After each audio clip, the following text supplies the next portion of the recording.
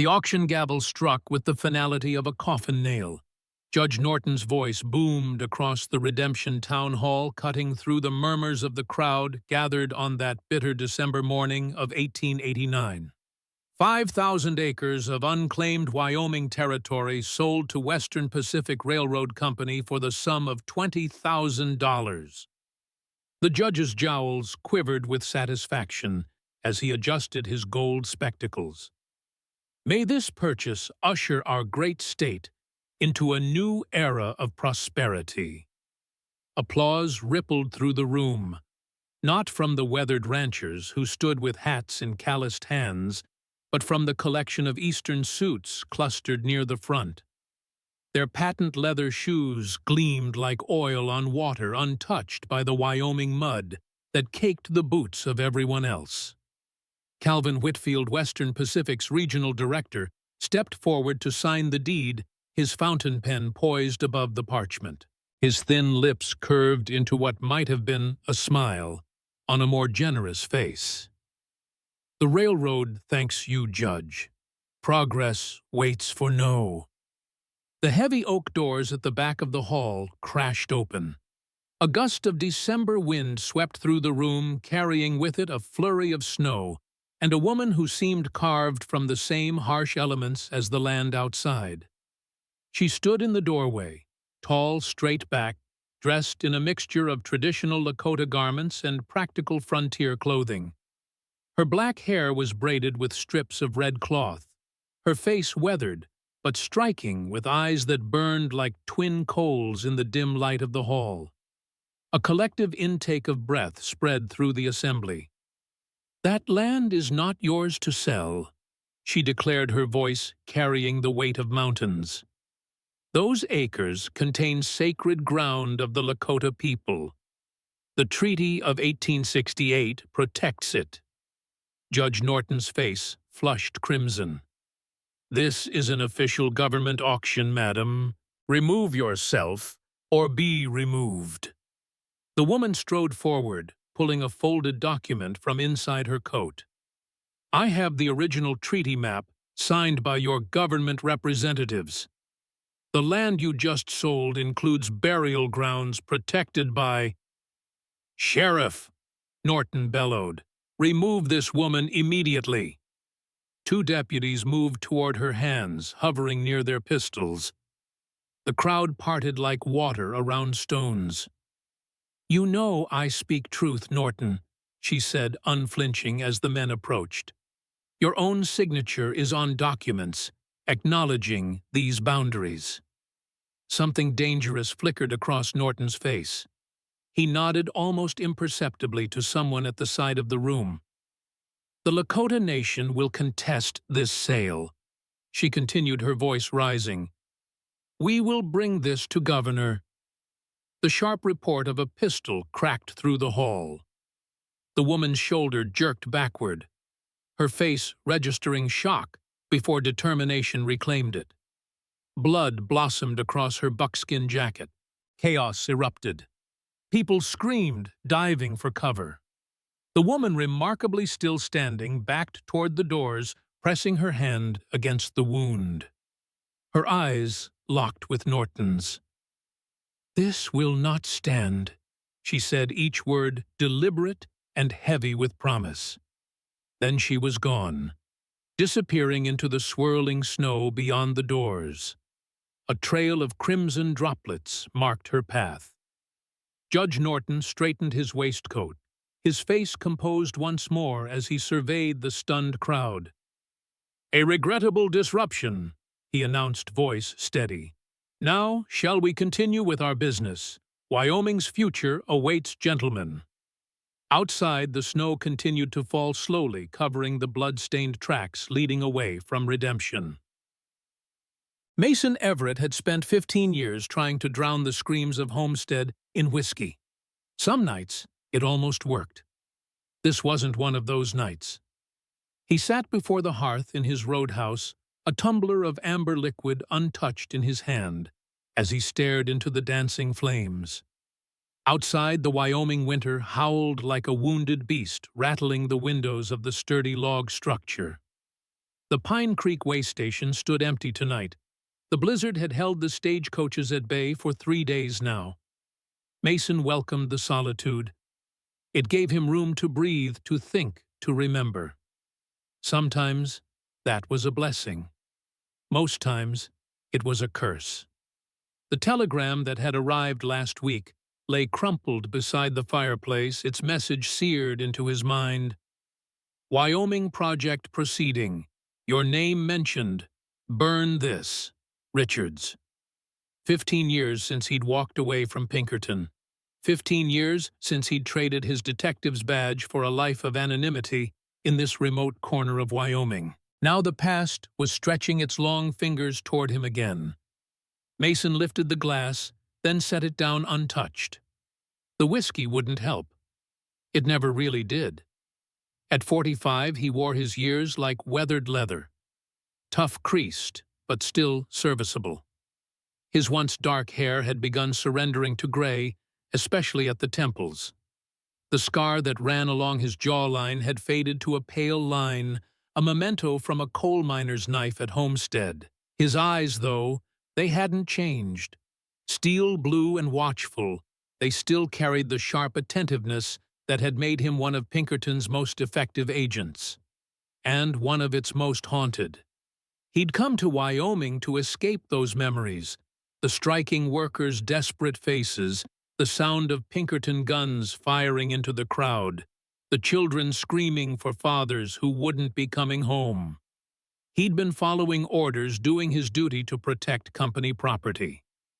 That's what he'd told himself, until he couldn't anymore. The way station had been his redemption project, a place of respite for travelers crossing the harsh Wyoming landscape. A warm meal, a clean bed, honest directions. Small amends for a man with blood on his hands. A particularly violent gust of wind shook the building, pulling Mason from his reverie. Something in the sound caught his attention, not just wind, but a different note. He cocked his head, listening. There it came again. A cry, or just the wind playing tricks. Mason rose, setting aside his glass. He moved to the window, wiping away the frost with his sleeve. The night pressed against the glass, like an animal dark and hungry. Snow swirled in the yellow lamplight spilling from the window. Nothing. He was turning away when he saw it. A flicker of movement at the edge of the light. Then again, more substantial. A figure struggling through the drifts. "Damn it," Mason muttered, reaching for his coat and rifle. No one should be out in this storm. He lit a lantern and stepped onto the covered porch, the cold biting at his face. Holding the light high, he peered into the swirling white darkness. "Hello?" he called, his voice swallowed by the storm. "This way. Follow the light." The figure seemed to stumble, then straighten again, moving with painful slowness toward the way station. As it drew closer, Mason could make out more details, slighter than he'd first thought, moving with determination despite an awkward, lurching gait. When the traveler finally stepped into the pool of lantern light, Mason's breath caught in his throat. It was a woman, Native American, middle-aged, her dark eyes filled with pain and weariness. Her left shoulder was darkened with what could only be blood, partially frozen in the bitter cold. She clutched a leather satchel tightly against her chest with her good arm. Their eyes met, and Mason saw recognition flare in hers, not of him personally, but of what he represented. A white man. Authority. Danger. She took a halting step backward. "You're hurt," Mason said, keeping his voice level. "Come inside. I can help." She hesitated, swaying slightly. Her eyes flickered to the rifle in his hand, then back to his face. Mason slowly set the rifle down against the wall, then held up his empty hands. "Just come in from the cold, please." For a moment, he thought she would turn and flee into the storm. Then her strength seemed to give way. She nodded once, a barely perceptible dip of her head. Mason didn't reach for her, sensing she wouldn't welcome the contact. Instead, he held the door open and stepped aside. She passed him, bringing with her the scent of blood, gunpowder, and sage. Once inside, she stopped in the center of the room as if unsure what came next. The heat from the fire seemed to hit her like a physical force, and she swayed dangerously. "Sit," Mason said, gesturing to a chair near the hearth. "Let me look at that wound." Instead, the woman's eyes rolled back, and she crumpled to the floor. The satchel she'd been clutching fell beside her, spilling out a corner of what looked like an old yellowed map. Mason rushed to her side, his fingers finding the pulse in her neck, weak but steady. As he began to carefully remove her coat to assess the wound, a sound from outside froze him in place. The distant but unmistakable baying of tracking hounds carried on the winter wind. Someone was hunting in a blizzard. No, someone was hunting her. Sarah Birdwoman had known she might die today.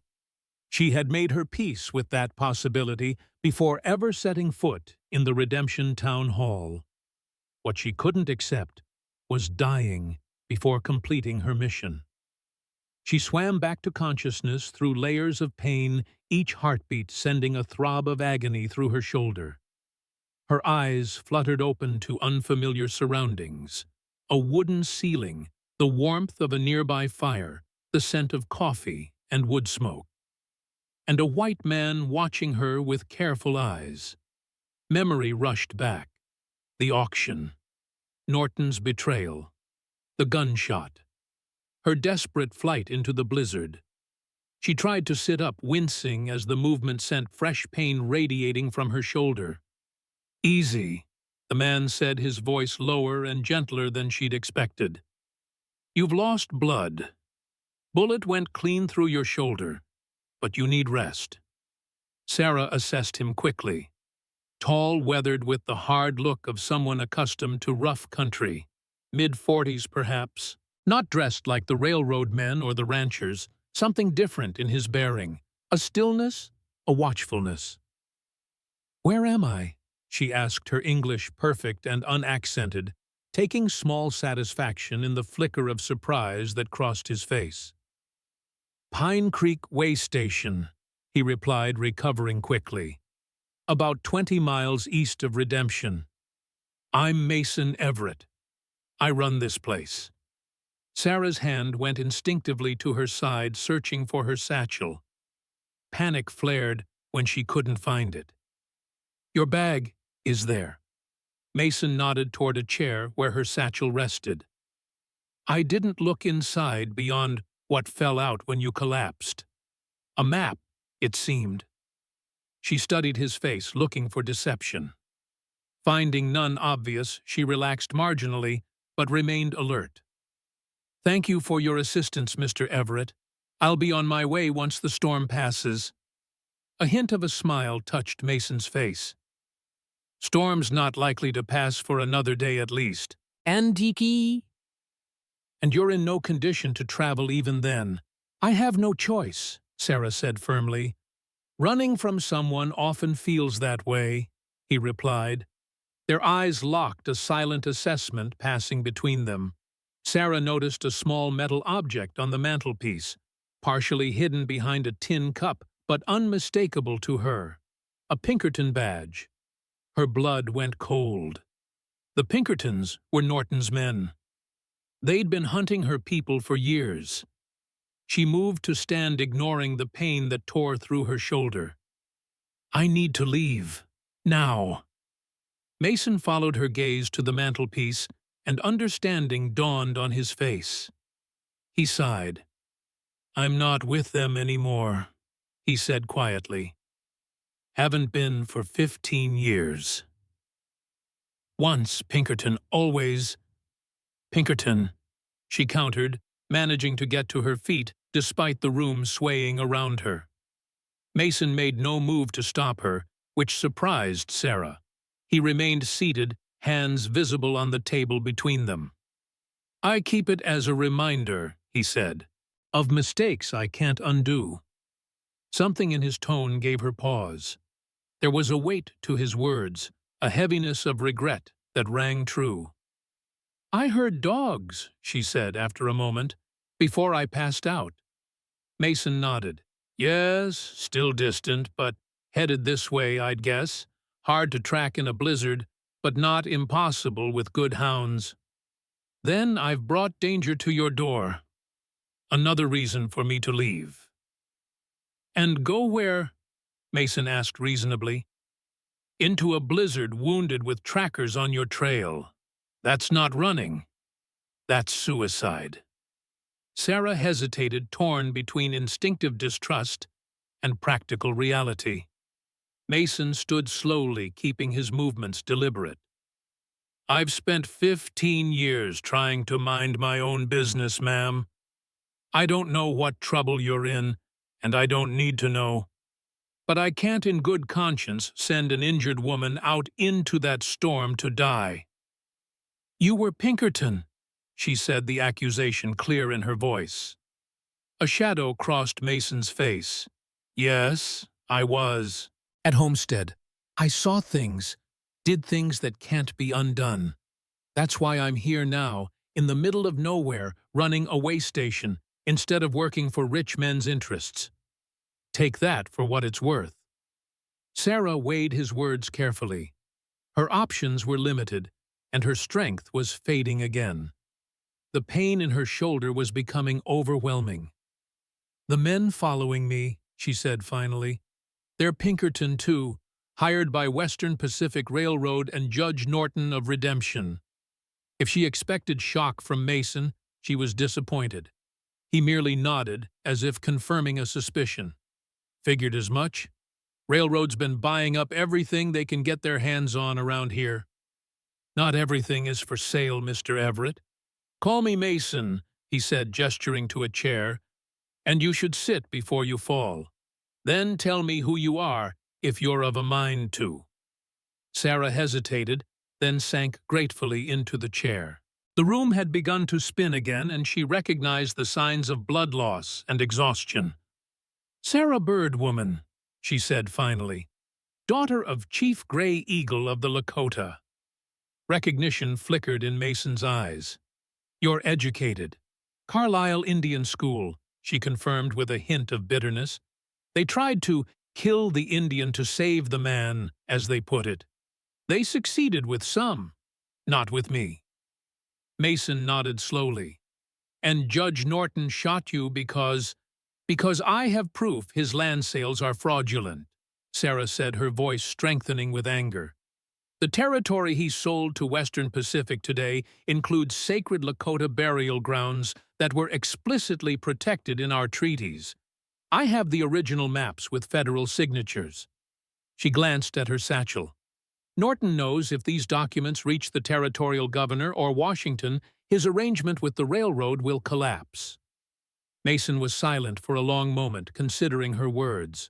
Finally, he stood and moved to the window, peering out into the storm. Dogs are closer, he said quietly. We have maybe an hour, if that. Then I should go, Sarah insisted, though she knew it was futile. She could barely stand, let alone outrun tracking hounds. Mason turned from the window, his expression unreadable. There's a cellar beneath the main floor. Hidden entrance under the rug in the pantry. It's where I keep extra supplies and, he hesitated, where I've hidden people before. Sarah's eyebrows rose in surprise. People, folks who needed to disappear for a time. I don't ask questions. I don't need answers to. Why would you risk yourself for strangers? Sarah asked, genuinely puzzled. Mason's eyes took on that distant look again, seeing something beyond the walls of the way station. Because there was a time when I didn't, he said simply, and I have to live with that. He moved toward her, offering his arm for support. Can you walk a little further? We need to get you hidden before they arrive. Sarah studied him for a moment longer, then nodded, accepting his arm. As they made their slow way toward the pantry, she asked, "What will you tell them when they come?" "That I haven't seen anyone," Mason replied, "and they'll probably believe me. I've worked hard to build a reputation as someone who keeps to himself. And if they don't believe you—" Mason helped her down the wooden steps into the cool darkness of the cellar before answering. "Then we'll both have problems," he said, lighting a small lantern. "But I'm not without resources." The cellar was surprisingly well organized. Shelves of preserved foods, barrels of water blankets, and even books. In one corner stood a small bed. "Rest," Mason said, indicating the bed. "I'll bring down some bandages and medicine for your shoulder after I've made sure the way station looks normal. Try not to make any noise no matter what you hear above." Sarah sank onto the bed, clutching her satchel close. "Why are you helping me, Mr. Everett? The truth, this time." Mason paused at the foot of the stairs, his face half in shadow. "Because 15 years ago, I helped men like Norton steal land and lives," he said quietly. "Maybe this time, I can help stop them instead." He climbed the stairs, leaving Sarah alone with her thoughts and the soft glow of the lantern. She heard the trap door close and the sound of the rug being repositioned. Then silence, broken only by the distant howl of the wind, and beneath it, growing ever closer, the baying of hounds on her trail.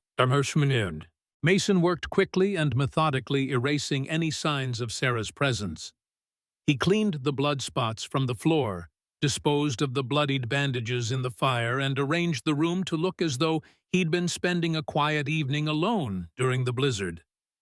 The Pinkerton badge went into a drawer. No need to advertise that connection. His mind raced as he worked. The Wyoming project. It had to be connected to the railroad expansion. Richards's telegram warning now made sense. Western Pacific was moving aggressively, and somehow Mason's past had become entangled in their plans. The distant baying of hounds grew louder. Less than half an hour now, he estimated. Mason checked his rifle, making sure it was loaded, but not obviously placed for use. He didn't want to appear prepared for trouble, but he wouldn't be caught unprepared either. 15 years of solitude hadn't dulled his instincts or his skills. He'd just settled into a chair with a book and glass of whiskey when he heard them, horses approaching, moving at a careful pace through the deep snow. The dogs' baying had stopped, which meant they'd reached their destination, the way station. Mason remained seated, counting heartbeats, waiting for the inevitable knock. When it came, 3 hard raps on the heavy wooden door. He took his time answering, as any cautious way station keeper would during a blizzard. He opened the door to find exactly what he'd expected. 4 men on horseback, 2 with rifles drawn, and a pair of exhausted tracking hounds straining at their leashes. The lead rider was a mountain of a man with a thick beard and cold eyes, a Pinkerton badge prominently displayed on his coat. "Evening," the man said, his breath clouding in the frigid air. "Cyrus Blackwood, Pinkerton National Detective Agency. We're tracking a fugitive." Mason leaned against the doorframe, projecting calm disinterest. "In a blizzard? Must be some fugitive." "Indian woman," Blackwood said, studying Mason's face. "Wounded, dangerous. Dogs tracked her trail this direction before the snow covered it." "Haven't seen anyone," Mason replied with a shrug. "Been holed up alone for 3 days, waiting out this storm. No stages have come through." Blackwood's eyes narrowed slightly. "Mind if we come in and warm up a bit? Been a long, cold ride." It wasn't really a question. Mason stepped aside, gesturing them in. "Coffee's hot if you want some," he offered, closing the door as the men stomped snow from their boots. "Obliged," Blackwood said, removing his hat, but not his coat. The other men remained standing, alert and watchful. The dogs whined softly, circling the room noses to the floor. Mason busied himself pouring coffee, keenly aware of Blackwood's scrutiny. He'd been on the other side of this scenario many times. The hunter, not the hunted. "You run this place alone?" Blackwood asked, accepting the steaming mug. "Yep, Pine Creek Way Station. 15 years now." Mason returned to his chair, moving unhurriedly. "Name's Mason Everett," he added, offering the information before it was requested.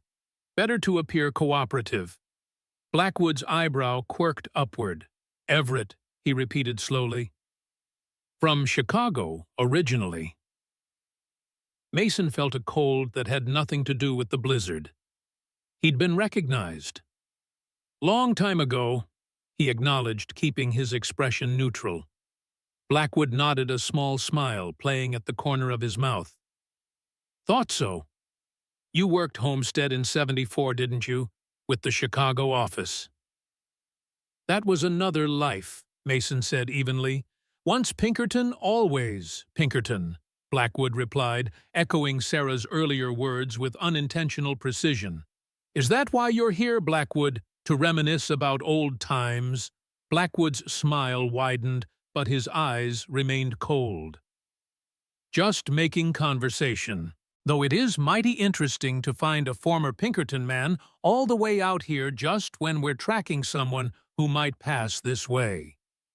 "I'm not in the business anymore," Mason said. "Haven't been for 15 years. I serve meals, provide beds, and point travelers in the right direction. That's all." Blackwood took a long drink of his coffee, then set the mug down. "Mind if my men check the place, just to be thorough?" Again, not really a question. "Help yourself," Mason said with careful indifference. "Not much to see." Blackwood nodded to his men, who began a methodical search of the main room before moving into the kitchen and sleeping quarters. The dogs followed, still sniffing at the floor. Mason kept his attention on Blackwood, who was studying him with unsettling intensity. "You know," Blackwood said conversationally, "there's some at the agency who say you didn't just quit. They say you took information with you. Sensitive information about certain operations." Mason's face betrayed nothing. "People say a lot of things." "Indeed they do," Blackwood agreed. "Judge Norton says an Indian woman disrupted his land auction today, then got herself shot for her trouble. Says she had maps and documents she claimed proved the land sale was illegal." He paused, watching Mason carefully. "Interesting coincidence that her trail leads to your doorstep, wouldn't you say?" "If her trail led here, where is she?" Mason countered. "I've been alone all day."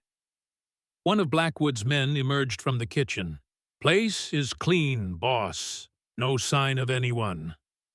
The dogs, however, were now scratching at the pantry door, whining with increased urgency. Mason's heart rate quickened, but he kept his expression bored. "Probably smell the bacon I've got stored in there. Help yourself if you're hungry." Blackwood nodded to his man, who opened the pantry door. The dogs rushed in, circling and sniffing excitedly. "Lot of supplies for one man," the Pinkerton agent commented, examining the well-stocked shelves. "Winter in Wyoming," Mason replied. "Never know when you might be snowed in for weeks." The dogs were now pawing at the rug on the pantry floor, their whining more insistent. Mason's hand inched subtly closer to his boot, where he kept a small derringer for emergencies. Blackwood looked from the dogs to Mason, his expression hardening. "Move that rug," he ordered his man. This was it, the moment of truth. If they found the trapdoor, found Sarah... A sudden violent gust of wind shook the entire building. The lamps flickered, and from somewhere in the way station came the sound of breaking glass. "The hell was that?" Blackwood demanded, hand going to his pistol. "Window in the back room," Mason said, rising. "Gets loose in high winds. Better check it before we lose all the heat." Blackwood hesitated clearly, torn between investigating the pantry and the broken window. The howling wind and swirling snow now entering the way station made the decision for him. "Johnson, check that window," he ordered. "Davis, stay with the dogs. I'll go with Everett."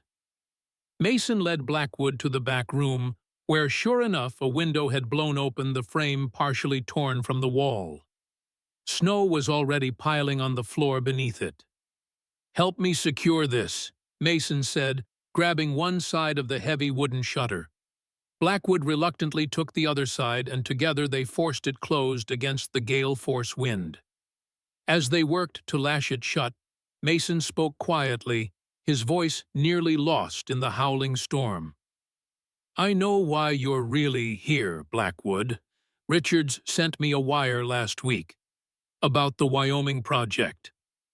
Blackwood's head snapped toward him, surprise evident in his face. "Richards contacted you. We served together at Homestead," Mason said, testing his theory. "He thought I should know my name had come up." Blackwood's eyes narrowed with suspicion. "Richards is getting sentimental in his old age. Your name came up because some think you might have taken documents relating to certain methods used by the agency, methods that might be relevant to current operations." "I didn't take anything except my memories," Mason replied. "And those are burden enough." "Then you have nothing to worry about," Blackwood said, though his tone suggested otherwise, "unless you're involving yourself in affairs that don't concern you." They finished securing the shutter in tense silence, then returned to the main room. The dogs were still whining in the pantry, but Blackwood's attention had shifted. "We need to move on," he announced. "Storm's getting worse, and we need to make Rawlins by morning." He fixed Mason with a hard stare. "If you see or hear anything of our fugitive, there's a substantial reward." "I'll keep that in mind," Mason said. Blackwood pulled on his gloves, then paused. "One more thing, Everett. The woman we're tracking, she's not just a troublemaker. She's dangerous, inciting unrest among the reservations, interfering with legal government business. Could be charged with treason if it came to that." "Sounds serious," Mason commented neutrally. "It is," Blackwood agreed. "So if you are involved," he let the implication hang in the air. "Once Pinkerton, always Pinkerton, but the reverse is also true. Once you break faith with us, you're an enemy for life." He settled his hat firmly on his head. "Something to consider." The Pinkerton agents departed minutes later, disappearing into the swirling snow with their dogs. Mason watched from the window until they were completely out of sight, then waited 15 more minutes before returning to the pantry. He moved the rug and opened the trap door. Sarah was sitting on the edge of the bed, her face pale but composed. "They're gone," Mason said, helping her up the stairs.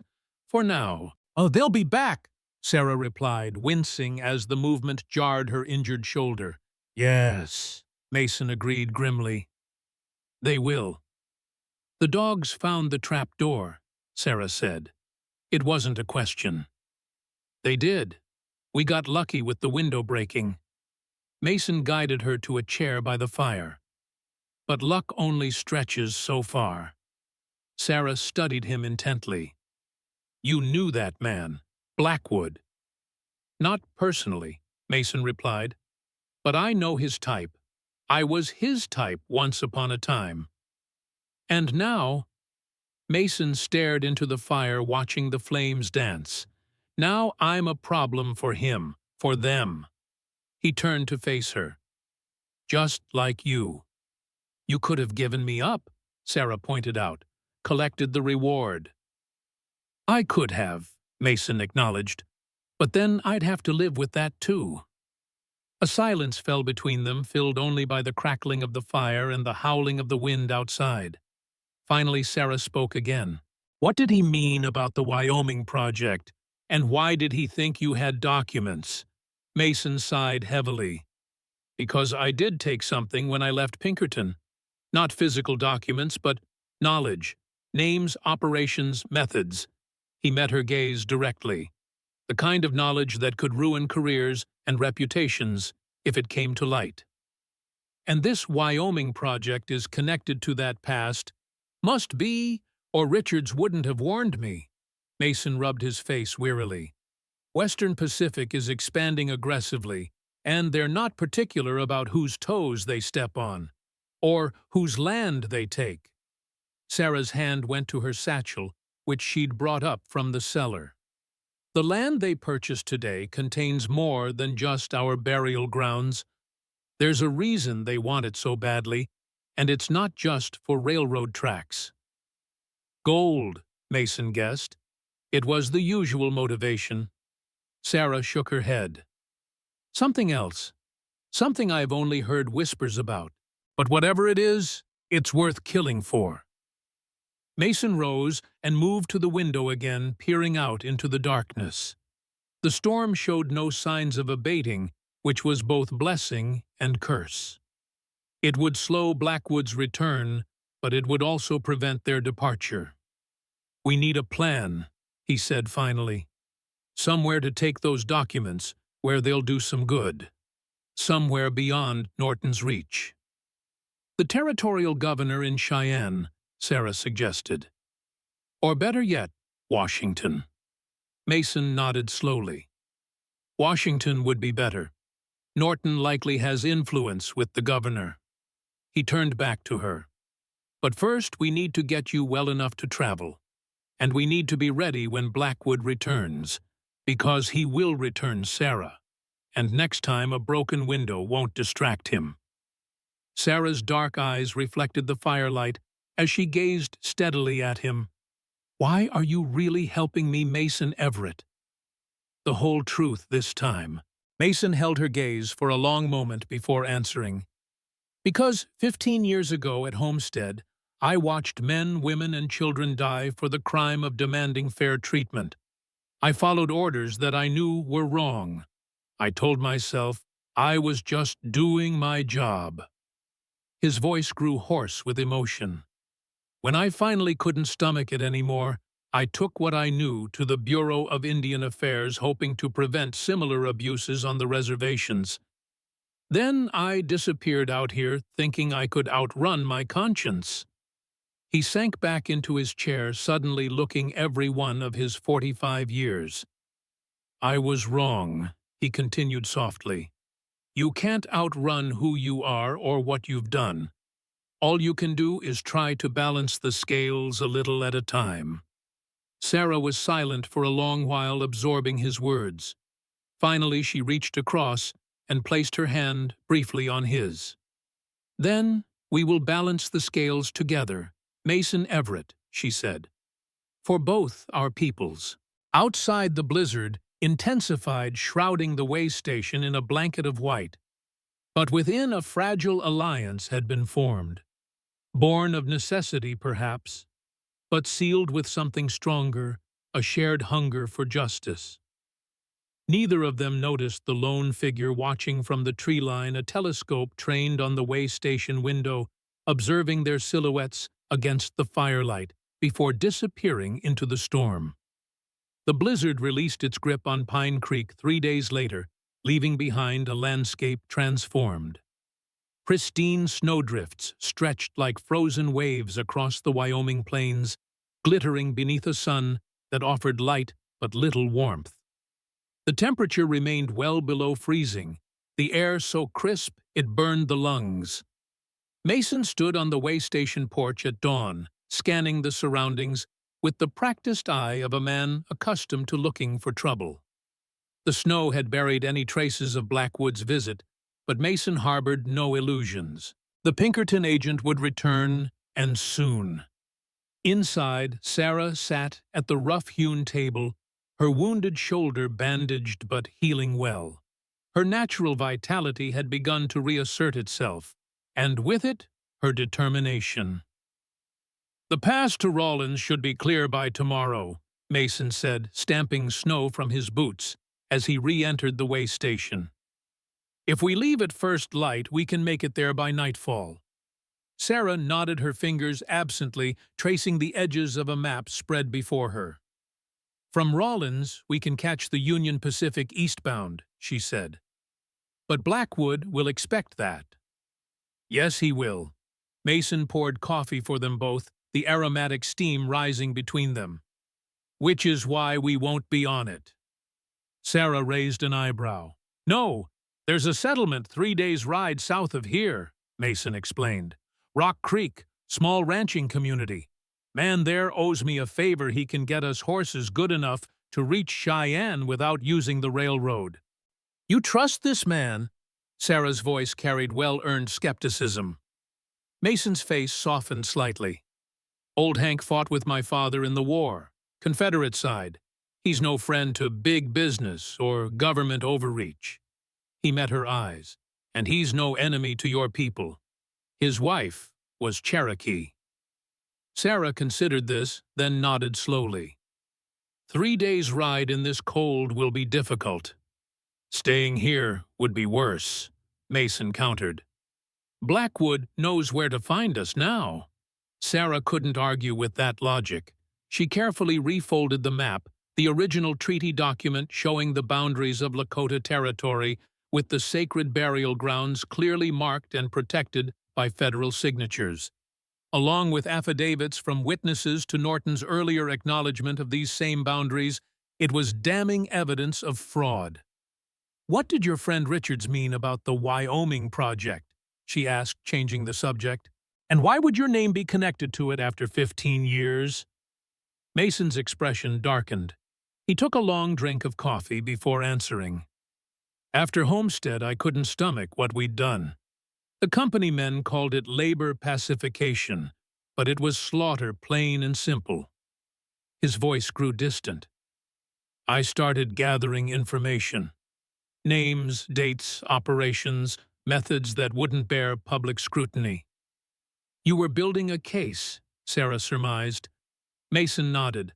"I took what I had to a contact at the Bureau of Indian Affairs. Similar tactics were being used against tribes resisting relocation. The Bureau promised to investigate." His laugh was bitter. 3 weeks later, my supervisor at Pinkerton called me in, said there were concerns about my loyalty. I didn't wait for them to elaborate. I disappeared that night." "And now this Wyoming project has revived interest in you," Sarah concluded.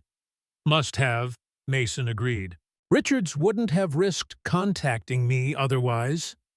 A comfortable silence fell between them. 3 days of close quarters had bred a cautious familiarity. Sarah had shared stories of her time at Carlisle Indian School, the forced cutting of her hair, the punishment for speaking her native language, the relentless pressure to abandon her heritage. Mason had listened with a quiet intensity that suggested genuine interest rather than mere politeness. For her part, Sarah had proven to be a patient listener when Mason, after decades of silence, found himself speaking of Homestead, of the faces that still haunted his dreams, of the moment he realized he could no longer be part of such brutality. "We should prepare to leave," Sarah said, finally rising from the table with only a slight wince at the movement of her injured shoulder. Mason nodded, already mentally inventorying the supplies they would need. "I'll check the trail once more. Make sure we're still alone." He was halfway to the door when a sharp knock froze them both in place. Mason's hand went instinctively to the revolver at his hip, while Sarah melted silently into the shadows of the kitchen doorway. The knock came again, more insistent. Mason moved to the window, carefully peering around the edge of the curtain. A single rider sat atop a snow-dusted horse, a young man barely 20 by the look of him, wearing the uniform of a telegraph operator. "Message for Mason Everett," the young man called out, his breath clouding in the frigid air. Mason exchanged a glance with Sarah, who remained hidden but alert. With deliberate casualness, he opened the door part way. "I'm Everett," he said. "Telegram, sir," the youth replied, extending a yellow envelope. "Come from Rawlins Special. Must be important they sent me out in this weather to find you." And Mason accepted the envelope and dug in his pocket for a coin, which the messenger accepted gratefully before turning his horse back toward town. Mason closed the door, examining the envelope with suspicion. "Nobody sends telegrams to me," he muttered. "Perhaps your friend Richard's again," Sarah suggested, emerging from the shadows. Mason tore open the envelope and unfolded the paper inside. His expression hardened as he read the brief message. "What is it?" Sarah asked, sensing his tension. Without a word, Mason handed her the telegram. It contained just 5 words. "They know you have her. No signature. No explanation needed." "We leave now," Mason said, his voice tight with urgency. "Not tomorrow. Now, cha-cha." They departed within the hour, Mason having hastily packed provisions and loaded his most reliable rifle. The 2 draft horses that normally pulled the way station's supply wagon weren't built for speed, but they were sturdy and sure-footed in the deep snow. Mason hitched them to a small sleigh usually reserved for shorter journeys. "Keep your face covered," he instructed Sarah as they prepared to depart. "Cold enough to justify it, and it'll hide your identity if we encounter anyone." Sarah nodded, wrapping a woolen scarf across the lower half of her face. She had donned men's clothing from Mason's sparse wardrobe, the pants and coat hanging loose on her frame, but offering better protection against the bitter cold than her dress. "Head south through the pines," she suggested, indicating a dense patch of evergreens that began half a mile from the way station. "The trees will hide our trail if it snows again." Mason gave her an appraising look. "You've done this before. Evaded those who wished to capture me." Sarah's eyes crinkled slightly above her scarf, the only indication of her grim smile. "Many times, Mr. Everett. It's practically a requirement for my people these days." They set off into the crystalline morning, the sleigh's runners cutting twin paths through the pristine snow. Mason guided the horses at a steady pace, aware that pushing them too hard too early would only exhaust them before the most difficult terrain. Sarah sat beside him, alert and watchful, the satchel containing the vital documents secured beneath her coat. Despite her injury, she maintained a straight-backed posture that spoke of pride and resilience. "Tell me about this land Norton is so eager to steal," Mason said after they had traveled in silence for several miles. "You mentioned burial grounds, but I suspect there's more to it." Sarah was quiet for so long that Mason thought she might not answer. Finally, she spoke, her voice low and measured. "The Pahasapa, what you call the Black Hills, have always been sacred to the Lakota. But there are other places of power less known to the white man." Her eyes scanned the horizon. "The valley Norton sold contains one such place. A site where for generations our people have buried our dead with sacred objects meant to accompany them to the next life. And Western Pacific wants to run railroad tracks through a graveyard." Mason's disgust was evident. "They claim ignorance of the site's significance," Sarah replied. "But Norton knows. He signed documents acknowledging the boundaries 10 years ago when my father was still alive. That explains why they want to stop you," Mason acknowledged, "but not why they're willing to kill for it. Railroad companies have desecrated plenty of sacred sites without resorting to murder." Sarah turned to look at him directly, her dark eyes intense. 2 months ago, a surveyor for Western Pacific discovered something in that valley, something that made Judge Norton triple the size of the land purchase and rush the sale through before winter fully set in. "Gold," Mason guessed. Sarah shook her head. "Not gold, oil." Mason's eyebrows rose in surprise. "Oil in Wyoming?" "Black pools of it seeping from the ground," Sarah confirmed.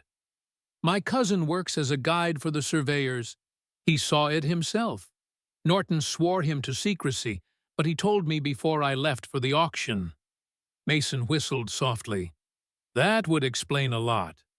Oil's becoming more valuable than gold these days. Rockefeller would pay a fortune for new fields. And they cannot extract it if the land sale is invalidated, Sarah added, which is what my documents would accomplish. The implication hung between them. They weren't just carrying papers that would protect a sacred site. They were carrying documents that threatened a fortune in black gold. No wonder Blackwood had been sent to hunt them down. They traveled in thoughtful silence after that, each contemplating the forces aligned against them. The sun arced slowly across the pale blue sky, offering light but little warmth. By midday, they had reached the edge of the pine forest Sarah had indicated earlier. The terrain grew more challenging as they entered the trees. Mason had to guide the horses carefully through the deep snow and around low-hanging branches laden with icy weight. The sleigh rocked and jolted, forcing Sarah to brace herself against the pain in her wounded shoulder. "There's a trapper's cabin about 2 miles into these woods," Mason said, as the shadows lengthened. "We can rest there tonight. Let the horses recover." Sarah nodded, her breath frosting before her. Despite her stoic demeanor, Mason could see fatigue etching lines around her eyes. The wound, the cold, and the constant tension of their situation were taking a toll. "You've been through these woods before," she observed. "Many times," Mason confirmed. "When I first came to Wyoming, I trapped and hunted these mountains for 2 years before settling at Pine Creek." "You were hiding even then," Sarah said. It wasn't a question. Mason's hands tightened on the reins. "Yes, from others and from myself." They rounded a bend in the crude forest path, and Mason abruptly pulled the horses to a halt. Ahead, barely visible through the trees, a thin column of smoke rose from the chimney of the trapper's cabin. "Someone's there," Sarah whispered, instantly alert. Mason nodded grimly, reaching for his rifle. "Stay here," he instructed, passing her the reins. "If you hear shooting, take the horses and go. Keep the North Star on your right shoulder, and you'll reach Rock Creek eventually." "And if you don't return?" Sarah asked, accepting the reins. Mason checked his rifle's action. "Then find old Hank. Tell him Mason Everett sent you. He'll help." Without waiting for a response, Mason slipped from the sleigh and moved silently into the trees, using their cover to approach the cabin from an angle. 15 years of peaceful living hadn't dulled his training. He moved like a shadow through the snow, placing each step carefully to minimize noise. As he drew closer, he caught the scent of coffee and wood smoke. Through the cabin's single small window, he could make out the glow of a fire. Someone was definitely inside, making themselves at home. Mason circled the structure, noting a single horse tethered at the rear, a good mount well equipped. Not the horse of a random trapper or lost traveler. He approached the door cautiously, positioning himself to the side rather than directly in front. With the barrel of his rifle, he rapped sharply on the rough-hewn wood. "Who's in there?" he called, voice firm. Silence answered him. Then a familiar voice that sent a chill down Mason's spine. "Been expecting you, Everett. Door's unlocked. Come on in. I'm unarmed." Blackwood. Mason's mind raced. How had the Pinkerton agent anticipated their route? How had he gotten ahead of them? "Show yourself in the window first," Mason demanded, keeping his rifle trained on the door. A short laugh emanated from within. "Still cautious. Good. Some things don't change." The cabin's threadbare curtain moved aside and Blackwood's bearded face appeared in the window. He held up empty hands. "See no weapon. Now come in before you freeze out there. We need to talk." Mason hesitated, every instinct screaming of a trap. But if Blackwood had wanted him dead, he could have simply waited in ambush rather than announcing his presence. With the rifle still raised, Mason kicked the door open and entered in a smooth, practiced motion. The cabin's interior was Spartan, a small table, 2 chairs, a narrow bed, and a pot-bellied stove that radiated welcome heat. Blackwood sat at the table where 2 cups of steaming coffee waited. "Where's your men?" Mason demanded, scanning the cabin's corners. "Not here," Blackwood replied calmly. "This conversation needs to be private." Mason kept the rifle leveled. "The woman? I know you have her, Everett. The question is, what are you planning to do with her?" Blackwood gestured to the 2nd cup. "Coffee's getting cold. I'll stand, thanks." Blackwood shrugged, taking a sip from his own cup. "Suit yourself. But you might want to hear what I have to say." Mason didn't lower the rifle. "I'm listening." "You're in over your head," Blackwood said bluntly. "The Wyoming project isn't just Norton and Western Pacific. It goes higher, much higher." "How high?" "Cabinet level, maybe beyond." Blackwood's normally cold eyes held something Mason hadn't seen before. Concern, possibly even fear. This oil field could be the largest in the country, bigger than Pennsylvania. National security implications. Mason's skepticism must have shown on his face, because Blackwood continued, his voice dropping. "I'm not here on official Pinkerton business, Everett. Richards sent me. He said you'd listen to me, even if you wouldn't trust anyone else." That gave Mason pause. Richards had been one of the few men at Pinkerton who'd shown a conscience after Homestead. If he truly had sent Blackwood— "Prove it," Mason demanded. Blackwood reached slowly into his coat pocket, removing a folded paper which he placed on the table. "Richards said to give you this, said you'd understand." Keeping the rifle trained with one hand, Mason reached for the paper and unfolded it. It contained a single line of text, written in a cipher he and Richards had developed years ago. It took Mason only moments to translate mentally. "The woods have eyes. Trust no one. Meet at the Fallen Eagle." The Fallen Eagle. An old reference to a rock formation where he and Richards had once conducted surveillance on a lumber camp dispute. Miles from here in the opposite direction from Rock Creek. "When did Richards give you this?" Mason asked, his suspicion not entirely dispelled. "3 days ago," Blackwood replied. "In Rawlins.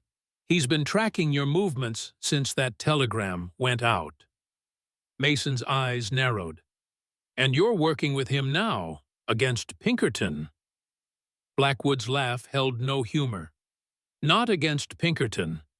Against what Pinkerton's becoming. The agency's changed Everett.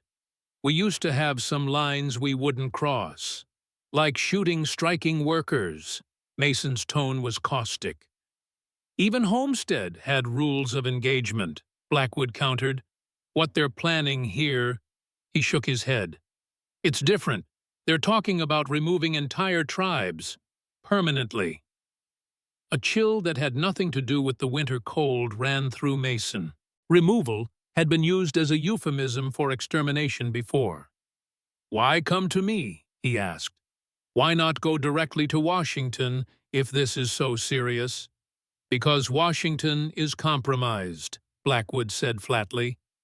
"And because Richards thinks you still have copies of the documents you gathered after Homestead.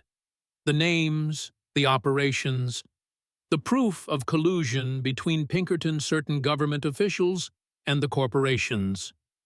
Mason kept his expression neutral, though his heart hammered in his chest.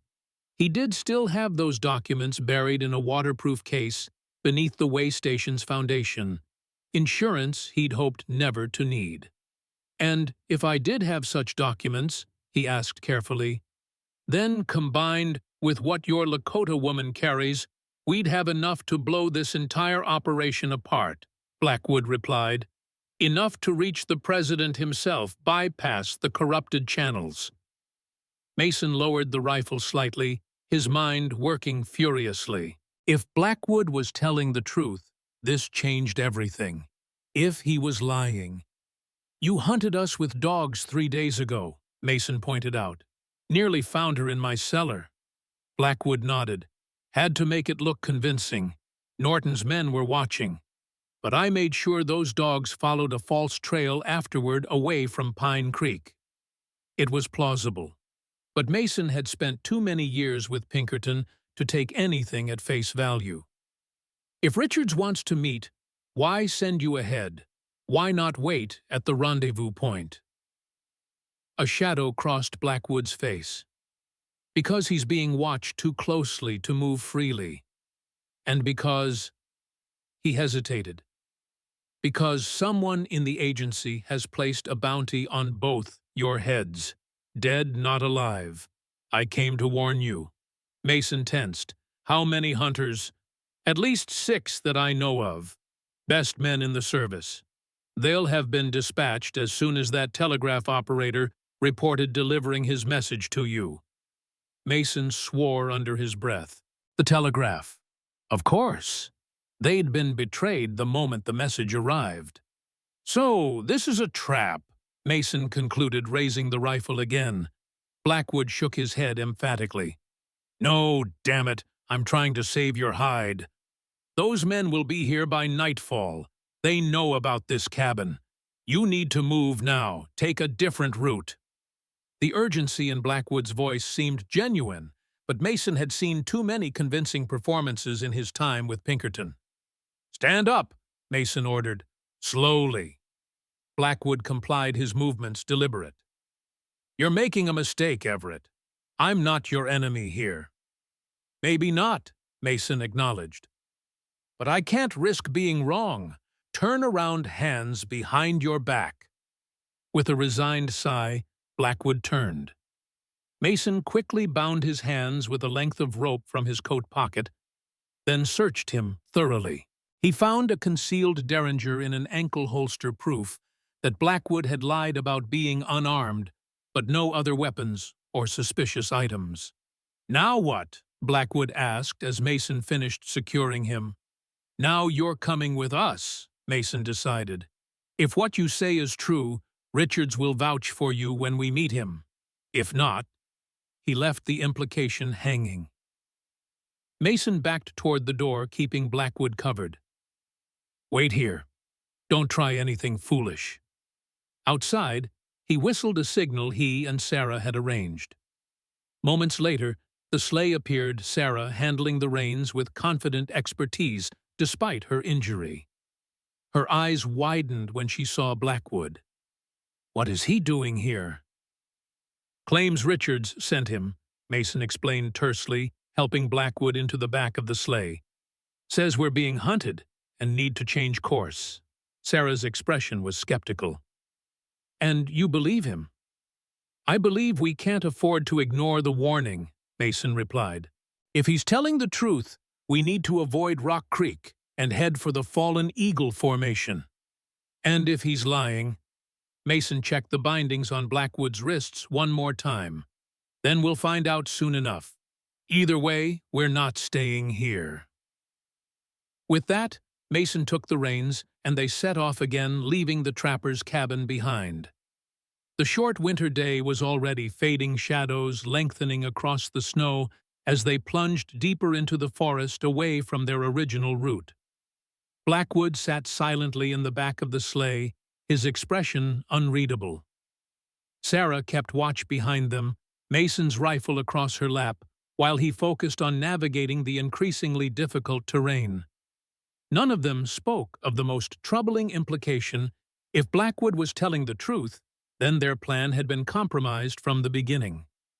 Someone had anticipated their every move, and if that someone had dispatched Pinkerton's best hunters with orders to bring back only bodies, then the true dangers of their journey were just beginning.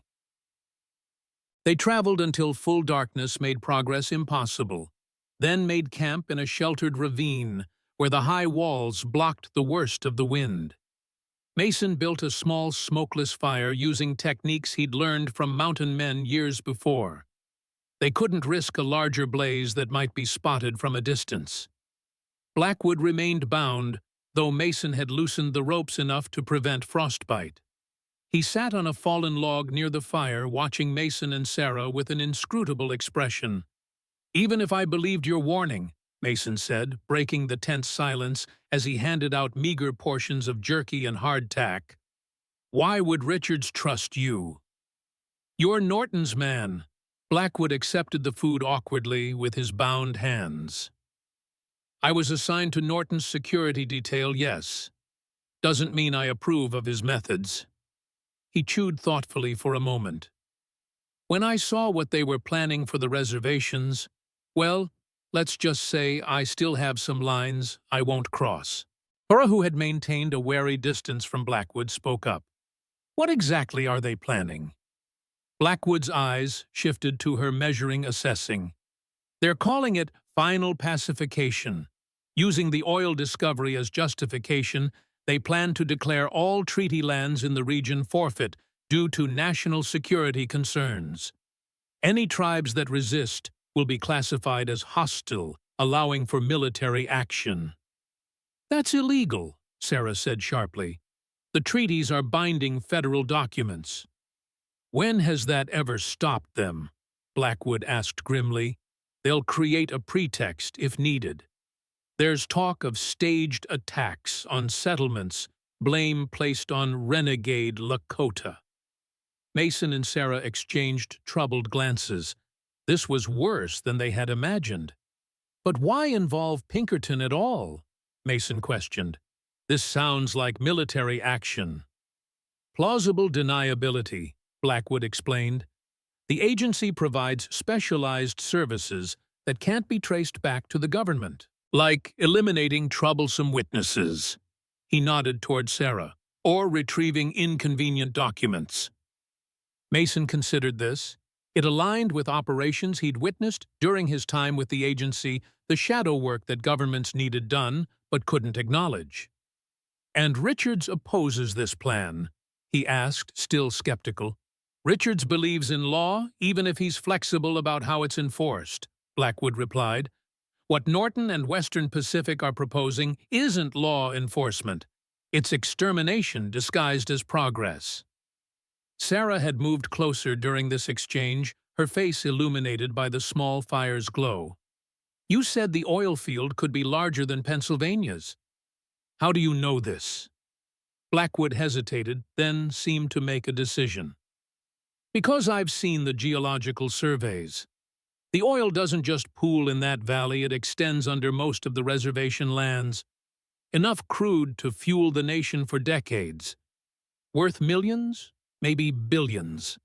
And worth killing for," Mason concluded grimly. "Worth starting a war for," Blackwood corrected. "Why do you think they're moving so quickly in the dead of winter? They need this resolved before spring, when Washington might send investigators." The three fell silent, each contemplating the scale of what they faced.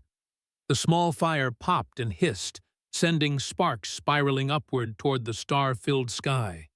In the distance, a wolf howled a lonely sound that seemed to embody the desolation of their situation. Finally, Mason spoke again. "If what you say is true, then the documents Sarah carries aren't enough. We need more proof of this larger conspiracy." "That's why Richards wants your old files," Blackwood agreed. "Combined with what she has and what he's gathered, we could force federal intervention at the highest levels." Mason glanced at Sarah, who had been watching Blackwood with undiminished suspicion. "What do you think?" he asked her quietly. She considered for a long moment before answering. "I think a man who hunted me with dogs 3 days ago has much to prove before I trust his word." Her gaze shifted to Blackwood. "But I also think we have few allies and little choice." Mason nodded, having reached a similar conclusion. "We'll continue to the Fallen Eagle at first light. If Richards is there, we'll know you've spoken true." He fixed Blackwood with a hard stare. If not, you can put a bullet in my head yourself," Blackwood finished for him. "I've accepted that risk." Mason stood brushing snow from his coat. "I'll take first watch. Sarah, you should rest. Your shoulder needs it." She nodded, though her posture suggested she remained alert, even as she settled near the fire, her back against a rock. the precious satchel of documents still secured beneath her coat. Mason positioned himself at the edge of their small camp where he could observe both their surroundings and Blackwood. The Pinkerton agent had stretched out his legs toward the fire, his bound hands resting in his lap. "For what it's worth, Everett," Blackwood said quietly, so that only Mason could hear, "I always thought you did the right thing. Walking away from Homestead. Takes courage to break ranks when you know something's wrong."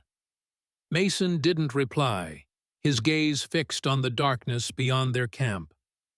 But the words stirred something within him, a recognition that perhaps his years of self-imposed exile hadn't been mere cowardice, as he'd often feared in his darkest moments.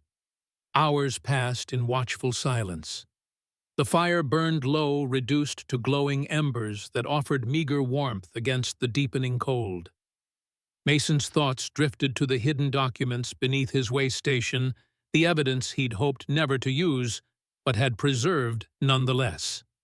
If Blackwood was telling the truth, those papers might help prevent another massacre. A soft sound brought Mason instantly alert, the subtle crunch of snow beneath a careful boot. He froze, straining his ears.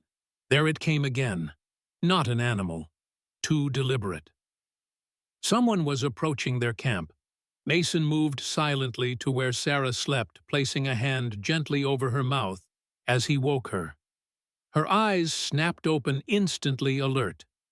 He put a finger to his lips, then pointed to the darkness beyond the dying fire. She nodded, understanding, reaching for the rifle beside her. Blackwood, too, had heard something. He sat up straight, his posture tense as a drawn bowstring. Mason drew his revolver, stepping carefully into the shadows at the camp's perimeter. The night was clear, stars glittering like ice crystals in the black sky. The moon had set hours ago, leaving the forest in near total darkness. Perfect conditions for an ambush. The sound came again, closer now. Mason counted mentally at least 2, possibly 3 figures moving through the trees. They were being cautious, but not cautious enough for someone with Mason's training. He signaled to Sarah using hand gestures they'd established earlier. She responded by quietly positioning herself on the opposite side of the camp, rifle ready. Blackwood remained by the embers, apparently unarmed and vulnerable. The perfect bait. Mason held his breath, waiting. The night seemed to crystallize around him, every sense heightened in the moment before violence erupted. When it came, it was swift and chaotic. 3 dark figures burst into the camp simultaneously, weapons drawn. "Pinkerton, drop your weapons!" a voice shouted. But Mason and Sarah were ready. From opposite sides of the clearing, they opened fire. The night exploded with gunfire and shouting. Mason dropped one attacker with a clean shot, then dove for cover as bullets tore through the space he'd occupied a moment before. Sarah's rifle cracked once, twice her aim deadly accurate despite her injured shoulder. A second man fell clutching his leg and howling in pain. The third attacker, seeing his companions down, retreated into the trees, firing wildly as he went. In the chaos, Mason lost track of Blackwood. He scanned the clearing, frantically expecting to see the Pinkerton agent either fleeing or joining the attack. Instead, he saw Blackwood rolling on the ground, wrestling with a 4th assailant who had approached from an angle Mason hadn't covered. Despite his bound hands, Blackwood was fighting fiercely, using his legs and body weight to fend off his attacker's knife. Mason took aim, but the 2 men were too entangled for a clean shot. He rushed forward instead, using his pistol as a club to strike the attacker's head. The man slumped unconscious. "Behind you!" Blackwood shouted. Mason whirled to see the third attacker returning, pistol raised. Before he could fire, Sarah's rifle cracked one final time. The man staggered, then fell face forward into the snow. Silence crashed down on the clearing, broken only by the moans of the wounded and the ringing in Mason's ears from the gunfire. "Is that all of them?" Sarah asked, her voice steady, despite the violence they'd just survived. "For now, Mason replied quickly, checking the fallen men. 2 were dead, 2 unconscious but alive. All wore the plain clothes of frontier men, but their weapons and equipment were too fine, too new. Pinkerton agents, without doubt. "They found us faster than I expected," Blackwood said grimly, struggling to his feet. During the fight, he'd managed to free one hand from his bonds. "We need to move. Now. There will be more." Mason hesitated, torn between suspicion and the evidence before him. Blackwood could have easily joined the attackers or escaped in the confusion. Instead, he had fought alongside them. "Cut me loose, Everett," Blackwood urged. "If I wanted you dead, I've had plenty of chances." Mason made his decision. He sliced through Blackwood's remaining bonds with a quick stroke of his knife. "The fallen eagle," he said. "If Richards isn't there—" "He'll be there," Blackwood interrupted. "But we need to hurry. Dawn's only a few hours away, and we're leaving one hell of a trail for them to follow." They gathered their meager supplies, and the horses abandoning the sleigh as too cumbersome for the rough terrain ahead. Mason took a moment to search the fallen Pinkerton agents, collecting ammunition and a map that might prove useful. As they prepared to depart, Sarah approached Blackwood, her expression still wary, but softened by the night's events. "Why did you really turn against Norton?" she asked bluntly. "The truth, this time." Blackwood studied her for a long moment before answering. "My grandmother was Crow," he said finally. "She used to tell me stories about the old ways about respecting the land and its spirits. When I heard what they planned to do to those burial grounds," and he shook his head, "some lines shouldn't be crossed even for men like us." Sarah held his gaze, searching for deceit. Finding none, she nodded once. Not trust, exactly, but acceptance. They set off into the darkness, 3 unlikely allies bound by circumstance and pursued by shadows with orders to ensure they never reached Washington alive. Behind them, the small fire died, leaving only cold ashes to mark their passing. Dawn broke cold and clear over the eastern mountains, painting the snow-covered landscape in hues of rose and gold. Mason, Sarah, and Blackwood had been traveling for hours, pushing themselves and their horses to the limits of endurance. They'd abandoned the forest paths for more difficult terrain, a treacherous route through rocky foothills where tracking would be nearly impossible even for Pinkerton's best. "We need to rest the horses," Mason said, finally reining in near a sheltered outcropping of rock. "They won't make it to the fallen eagle otherwise." Sarah dismounted stiffly, her wounded shoulder clearly paining her, though she'd made no complaint during their arduous journey. Blackwood climbed down more slowly, his face drawn with fatigue. "How much farther?" Sarah asked, stamping her feet to restore circulation. "About 15 miles, Mason replied, checking his pocket watch. "But it's rough country. We won't make it before nightfall." Blackwood scanned the horizon with practiced eyes. "No sign of pursuit yet. The storm front moving in will cover our tracks." Indeed, dark clouds were gathering in the west, promising more snow by afternoon. Both blessing and curse the coming storm would hide their trail, but also make travel more dangerous. "We have maybe an hour," Mason decided. "Let the horses rest, get some food in us. Then we push on." They worked efficiently, each attending to tasks without discussion. Mason tending to the horses, Sarah distributing their dwindling supplies. Blackwood keeping watch from a high point on the rocks. 3 days together had established a wary rhythm among them, not quite trust, but a functional alliance. As Mason finished rubbing down the horses, Sarah approached with a strip of jerky and a battered tin cup of coffee. "Your friend seems to be earning his freedom," she observed quietly, nodding toward Blackwood's distant figure. "Seems to be," Mason agreed, accepting the meager breakfast. Still don't know if I trust him. Nor do I, Sarah admitted. But he fought beside us last night. Mason chewed the tough jerky thoughtfully. Out of necessity, perhaps. His choices were limited. As are ours, Sarah pointed out. She studied Mason's face in the harsh morning light, noting the deepened lines of exhaustion and worry. If Richards isn't at this fallen eagle, then we're on our own, Mason finished for her. We'll need a new plan to reach Washington. Sarah nodded, then hesitated before speaking again. Last night, Blackwood mentioned your documents evidence from your time with Pinkerton. He seemed certain you still had them. Mason's expression remained carefully neutral. Do you, Sarah asked directly, have such documents?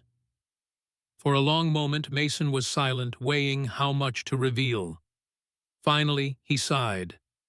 Yes, hidden at the way station.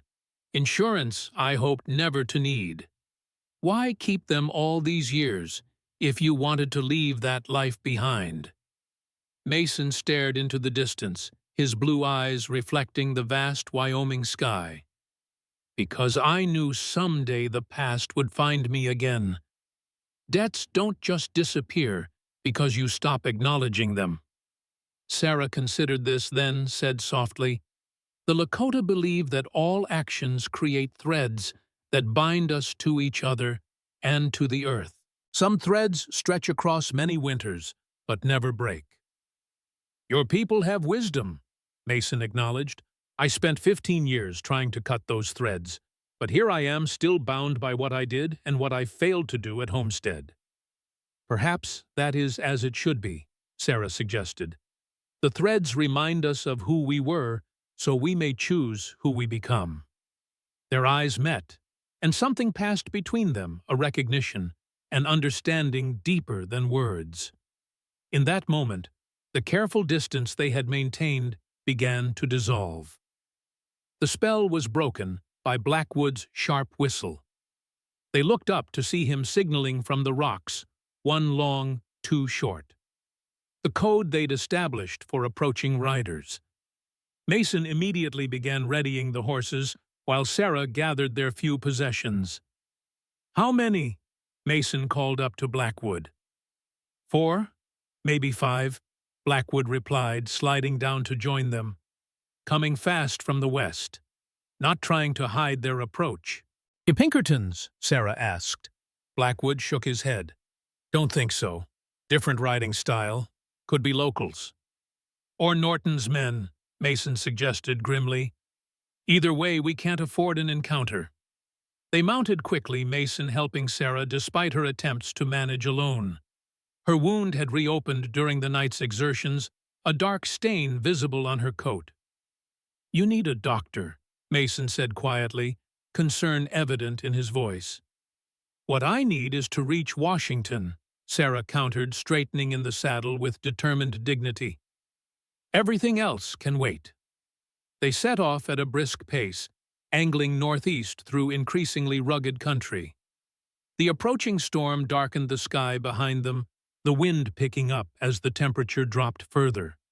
Mason led them through narrow passes and dried creek beds, using the terrain to hide their progress. An hour into their journey, Blackwood pulled alongside Mason.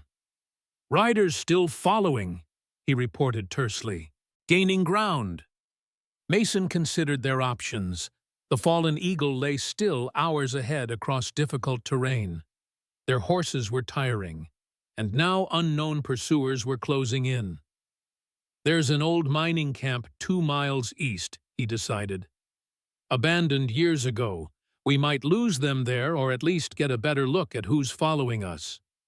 Blackwood nodded agreement. Lead the way. They pushed their mounts harder, cresting a ridge that offered a momentary view of the vast Wyoming landscape. In the valley far below, Mason caught a glimpse of their pursuers, 5 riders moving with the confidence of men who knew the country. Not Pinkertons, judging by their gear and formation. Something else. The abandoned mining camp appeared as Mason remembered it, a collection of weathered structures nestled in a natural bowl partially hidden from casual observation. The main shaft entrance gaped like a dark wound in the hillside, its timbers gray with age, but still solid. Several smaller buildings, an office bunkhouse, and what had once been an assay shack clustered nearby, their windows long since shattered by winter storms. "We'll leave the horses in the bunkhouse," Mason instructed as they dismounted. "If we have to run, there's a back trail that leads up to the ridgeline." They worked quickly to settle the horses out of sight.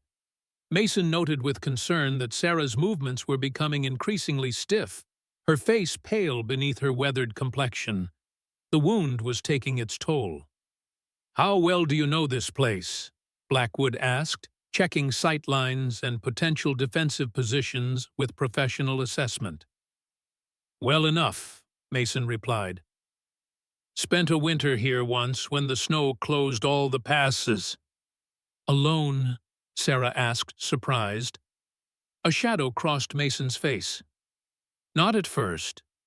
Before he could elaborate, a flicker of movement caught his eye, sunlight reflecting off something metallic on the ridge above the camp.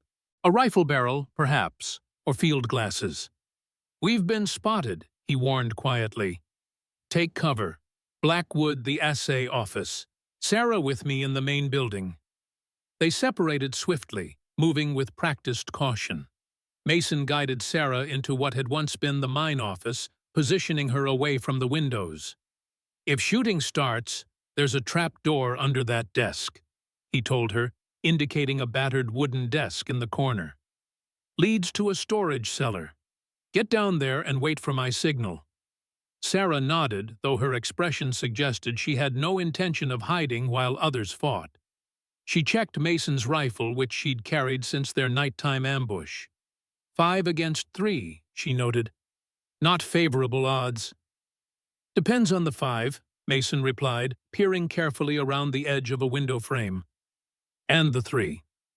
Outside, the approaching riders had stopped just beyond effective rifle range. They held position for several minutes, apparently assessing the situation. Then, one rider separated from the group, approaching slowly with what appeared to be a white cloth tied to his rifle barrel. "Parley," Mason muttered, surprised. "Not Pinkerton procedure." The rider stopped about 50 yards from the buildings. "Mason Everett," he called, his voice carrying clearly in the cold air. "We mean you no harm. We're friends of Richard's." Mason and Sarah exchanged glances. "Could be a trap," she warned. "Could be," Mason agreed. But Richard said to trust no one except at the Fallen Eagle. These men shouldn't know that location. The rider called out again. "We have a mutual friend at the Fallen Eagle. He sent us to escort you safely." Mason made a decision. "Cover me," he told Sarah, then moved to the doorway. "Identify yourself," he shouted back. "Name's Jackson, Thomas Jackson. I served with Richards in Colorado during the silver disputes." Mason tensed. Richards had indeed worked in Colorado, but the name Jackson meant nothing to him. "Prove it," Mason demanded. The rider hesitated, then called back. "Richards said to tell you Homestead wasn't your fault. The orders came from higher up. He has the proof." Mason felt as though the ground had shifted beneath him. That message could only have come from Richards himself. No one else knew the exact words Richards had spoken to him the night he left Pinkerton. "Wait here," he told Sarah, then stepped out into the open, his revolver still in hand but not raised. "Come forward alone," Mason called to Jackson. "The others stay where they are." The rider complied, advancing slowly until he was close enough for conversation without shouting. He was younger than Mason had expected, perhaps 30, with the weathered look of a man who spent most of his life outdoors. "Richards sent us," Jackson explained, keeping his hands visible. "Said you'd be headed for the Fallen Eagle, but there's a problem. Norton's men found the location. It's not safe." "How did they find it?" Mason asked, suspicion still coloring his voice. "Someone talked," Jackson replied grimly. Richards has been moving constantly, staying ahead of them. He wants you to meet him at an alternate location, Old Fort Sullivan, near the Montana border. That's 3 days' ride in the opposite direction, Mason pointed out. Jackson nodded. Richards knows it's asking a lot, but he says the evidence you both carry is too important to risk. Norton's men are watching all the main routes to Cheyenne and the railroad. It made sense, perhaps too much sense. Mason studied the young man carefully, looking for signs of deception. You mentioned Homestead. What else did Richards tell you about me? Not much, Jackson admitted. Just that you left the agency over a disagreement with methods. That you had information that could expose corruption at the highest levels. And the Lakota woman, Mason pressed, said she carries documents proving land fraud. That together your evidence could stop Norton's plans for the reservations. Again, plausible. But something felt wrong. Mason couldn't pin it down, just an instinct born of years spent reading people's intentions. I need to consult with my companions, Mason said finally. Wait here. He backed carefully toward the mine office, never turning his back on Jackson or the distant riders. Inside, he found Sarah watching intently from the window. What do you think? She asked. I'm not sure, Mason admitted. His story holds together, but Blackwood is gone. Sarah interrupted, her voice low and urgent. Mason stared at her. What? While you were talking, I saw him slip out the back of the assay office and head up the trail toward the ridge. A cold weight settled in Mason's stomach. Did they see him? I don't think so, Sarah replied. But why would he leave now, just when help arrives? Unless it wasn't help. Unless Blackwood knew something they didn't. Mason's mind raced, reassessing everything in this new light. Jackson's story. The convenient timing. The mention of Fort Sullivan, which would take them far from any telegraph station or settlement. It's a trap, he realized aloud. Blackwood figured it out before we did. Sarah's eyes widened. Are you sure? No, Mason admitted. But I trust Blackwood's instincts. He's run these operations before. If he's running now... He left the implication hanging. Outside, Jackson was growing visibly impatient. Everett, he called. We need to move soon. Storm's coming. Mason made a swift decision. We're leaving. Now.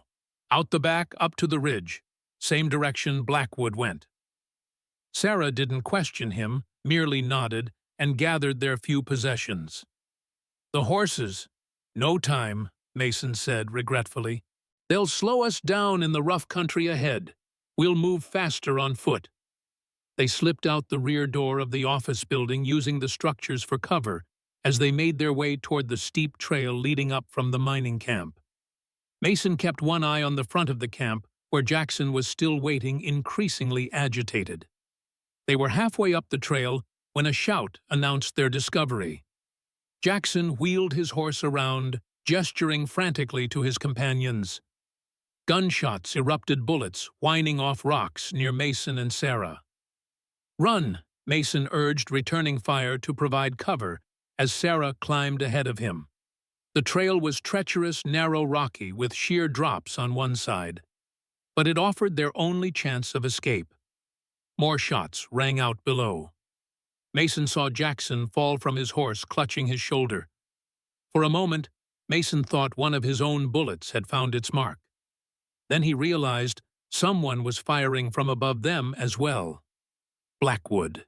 The Pinkerton agent had positioned himself on a rocky outcropping halfway up the ridge, using its cover to lay down precise fire on the attackers below. His shooting was methodical, professional, forcing the riders to seek cover rather than pursue. Mason and Sarah reached Blackwood's position breathless from the climb. "Took you long enough to figure it out," Blackwood said dryly, reloading his revolver. "How did you know?" Sarah demanded. "Richards would never expose the Fallen Eagle location," Blackwood replied, firing again at a rider who had tried to advance. "It's his personal bolt hole. Has been for years." Mason felt a stab of embarrassment at missing such an obvious sign. "Who are they?" "Not Pinkertons," Blackwood said. "Hired guns by the look of them. Probably local talent recruited by Norton." He fired once more, then turned to them. "We need to keep moving. Ridge Trail leads east. Should connect with the route to the Fallen Eagle eventually." They set off at a grueling pace, the sound of gunfire fading behind them. The ridge trail was barely more than a game path in places, forcing them to scramble over rocks and through patches of scrub pine. Sarah moved with determined grace, despite her injury never asking for assistance, but accepting Mason's steadying hand at the most difficult passages. Blackwood took the lead, his tracker's eyes finding the safest route through the treacherous terrain. Mason brought up the rear, watching for signs of pursuit. The promised storm was approaching, rapidly, dark clouds swallowing the western sky. "Storm's a mixed blessing," Blackwood commented as they paused to catch their breath. "We'll hide our trail, but make travel dangerous. Temperatures dropping fast." Mason nodded grimly. Without horses or proper camping equipment, the coming blizzard posed a serious threat. They'd survived their pursuers only to face nature's deadlier challenge. "How far to the Fallen Eagle?" Sarah asked, her breath forming clouds in the increasingly frigid air. "At this pace, with this terrain," Blackwood calculated, 10–12 hours, if the storm holds off. Which it clearly wouldn't. Already the first fat snowflakes were beginning to fall, driven horizontally by the strengthening wind. "We need shelter," Mason decided, "somewhere to wait out the worst of it." Blackwood surveyed the landscape with a critical eye. "Ridge continues another mile or so, might be caves on the eastern slope, common in this limestone." They pushed on, fighting against the rapidly deteriorating weather. Within an hour, they were struggling through near-blizzard conditions, the wind howling around them, visibility reduced to mere yards. The temperature plummeted, the cold becoming a physical presence, a weight pressing against them, seeping into clothes and skin and bone. Sarah stumbled, her strength finally beginning to wane. Mason caught her before she fell, alarmed at how light she felt in his arms, how pale her face had become. "The wound's worse," he said to Blackwood, raising his voice above the wind. Blackwood looked back, his expression grim beneath the snow caking his beard. He'd seen enough injuries in his time to recognize when one had turned dangerous. "We need that shelter now," he replied, "or we lose her." They abandoned the ridge trail, angling down the eastern slope, as Blackwood had suggested, searching desperately for any natural cavity in the rock face. The snow was falling so thickly now that they had to stay within arm's reach of each other to avoid separation. "There!" Blackwood suddenly shouted, pointing to a dark shadow in the white landscape. "Opening in the rocks." It was indeed a cave, small but deep enough to offer protection from the wind and snow. They half-carried Sarah inside, laying her gently on the stone floor. Mason immediately began gathering what scraps of dry material he could find near the entrance: old leaves, twigs, anything that might serve as tinder. Blackwood produced a battered tin from his coat pocket. "Coal oil," he explained. "Always carry some. Help the fire catch." Together they managed to start a small blaze, its warmth pathetically inadequate against the cave's damp chill, but better than nothing. The firelight revealed their precarious situation more clearly. Sarah's face was flushed with fever, her breathing labored. Their supplies were nearly exhausted. And outside, the storm raged with increasing fury, a white wall of wind and snow that sealed them in as effectively as any prison door. "Let me see the wound," Mason said gently, helping Sarah remove her coat and shirt. The bandage beneath was soaked through with blood, and yellow discharge clear signs of infection. "That bad?" Sarah asked, her voice weaker than Mason had ever heard it. "I've seen worse," he lied, carefully cleaning the wound with snow melted in his cupped hands. "You'll be fine after some rest." Her eyes, bright with fever, saw through the deception. "Don't waste your skills on comforting lies, Mason Everett. I know a bad wound when I see one." Blackwood had been searching deeper in the cave and now returned with an unexpected discovery. "Found something?" he announced, holding up what appeared to be an ancient clay pot. "This cave's been used before. By your people, I'd guess," he added to Sarah, showing her the distinctive geometric patterns painted on the vessel. Sarah examined it with surprise. "Lakota work," she confirmed. "Old, very old. This might be a medicine cave." "Medicine cave?" Mason asked, continuing to tend her wound as best he could. "A place where healers would come for visions to gather special plants that grow in darkness." Sarah's eyes scanned the cave with new interest. There might be supplies left behind, materials that could help.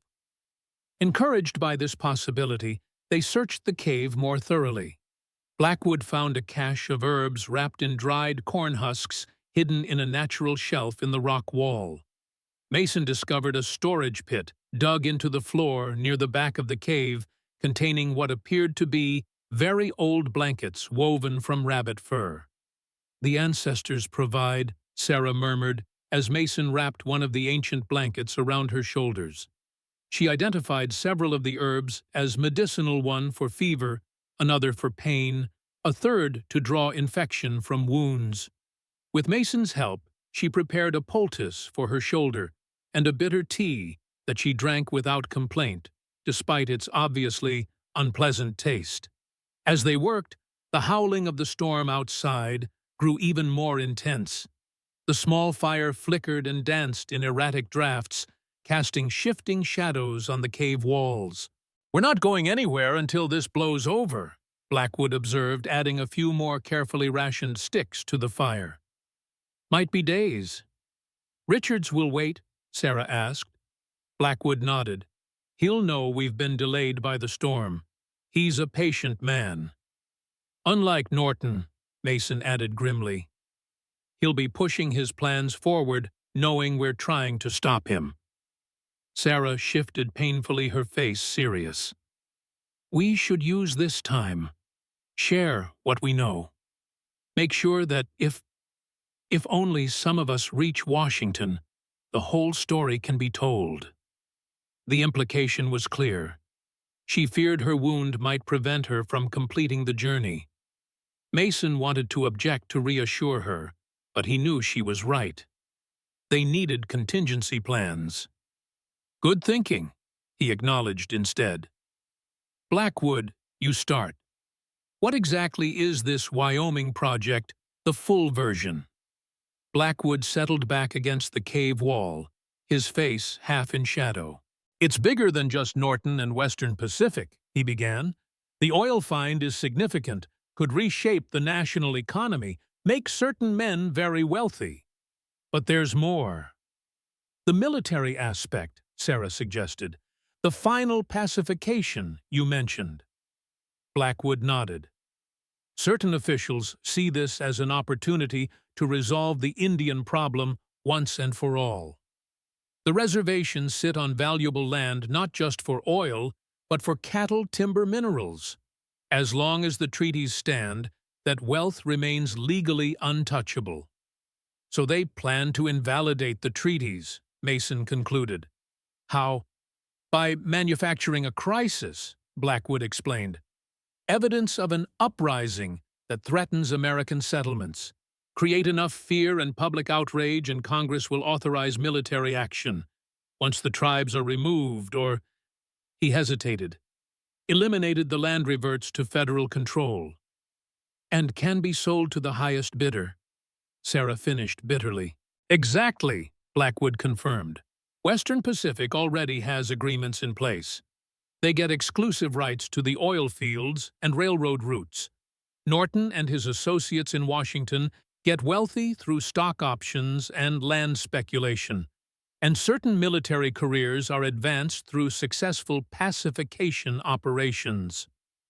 Mason absorbed this with growing anger. And your evidence, internal communications, deployment orders prepared in advance of any uprising, financial records showing stock purchases by government officials before the oil discovery was publicly known. Blackwood shrugged.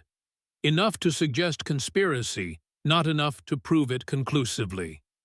That's why we need your homestead files and Sarah's treaty documents. My documents prove Norton knew the boundaries of protected lands, Sarah explained. They contain his signature acknowledging the sacred sites.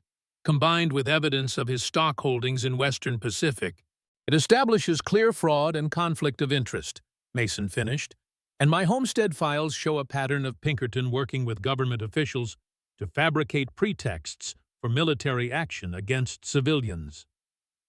Together, they tell a damning story, Blackwood agreed. Enough to force a congressional investigation if we can get them to the right people in Washington. The three fell silent, the magnitude of what they faced settling over them like the snow that continued to accumulate outside the cave entrance. The only sounds were the howling wind and the occasional pop from their small fire. Sarah was the first to speak again. "If I don't make it to Washington," she said quietly but firmly, "promise me you'll ensure these documents reach their destination. My people are counting on this, even if they don't know it yet." "You'll make it," Mason insisted, though doubt gnawed at him as he observed her fever-flushed face. "Promise me." She repeated, her dark eyes intense despite her weakness.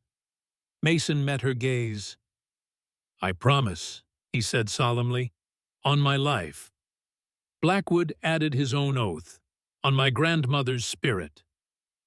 Sarah seemed satisfied with their pledges. She closed her eyes, the herbal tea finally allowing her some relief from pain.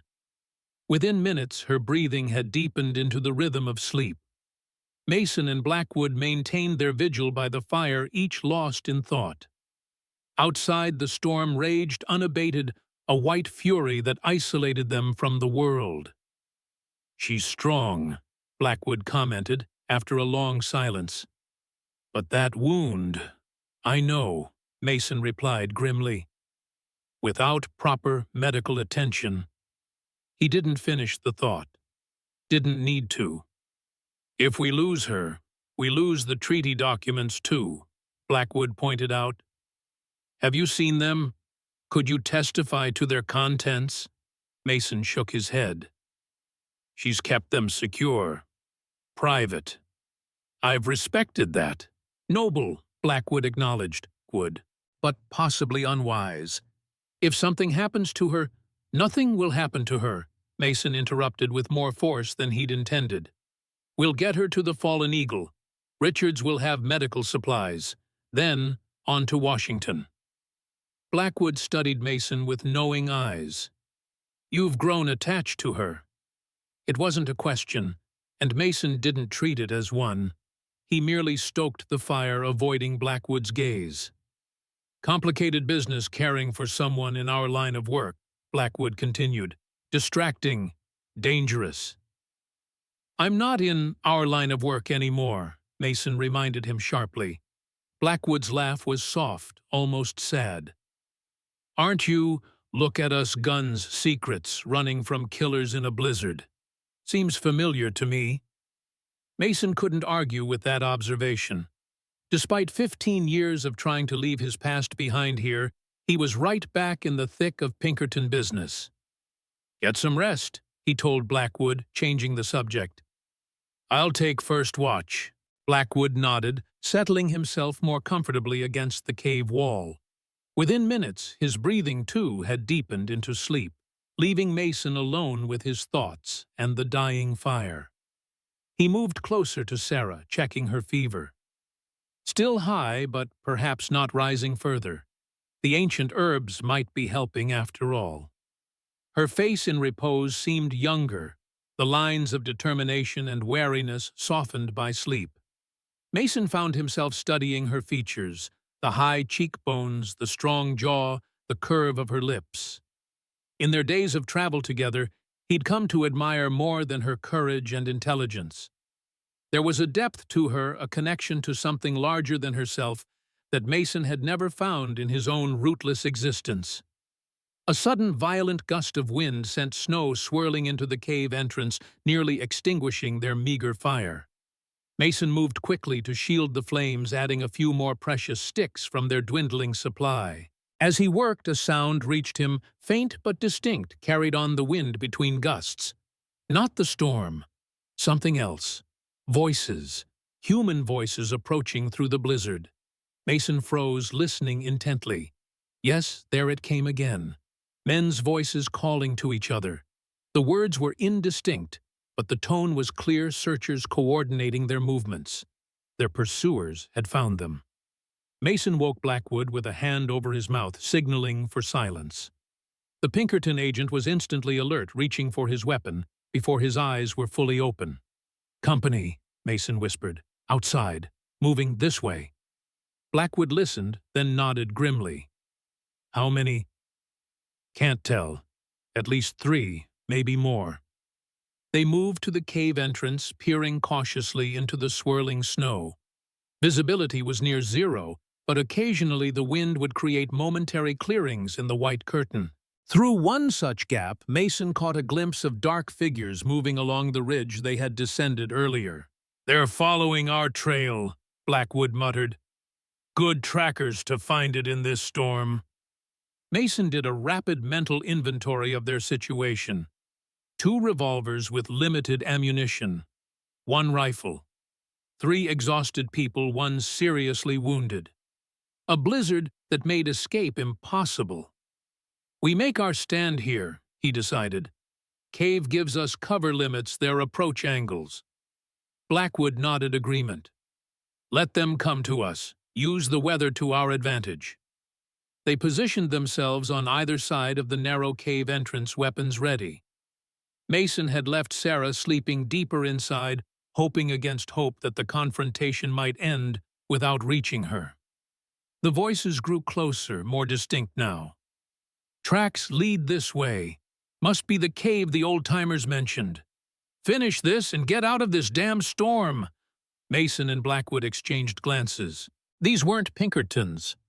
The voices were rougher, the accents local. Norton's hired guns, most likely. The same men who had tried to ambush them at the mining camp. The first figure appeared through the snow, a bulky silhouette rifle in hand, moving with the caution of a man expecting trouble.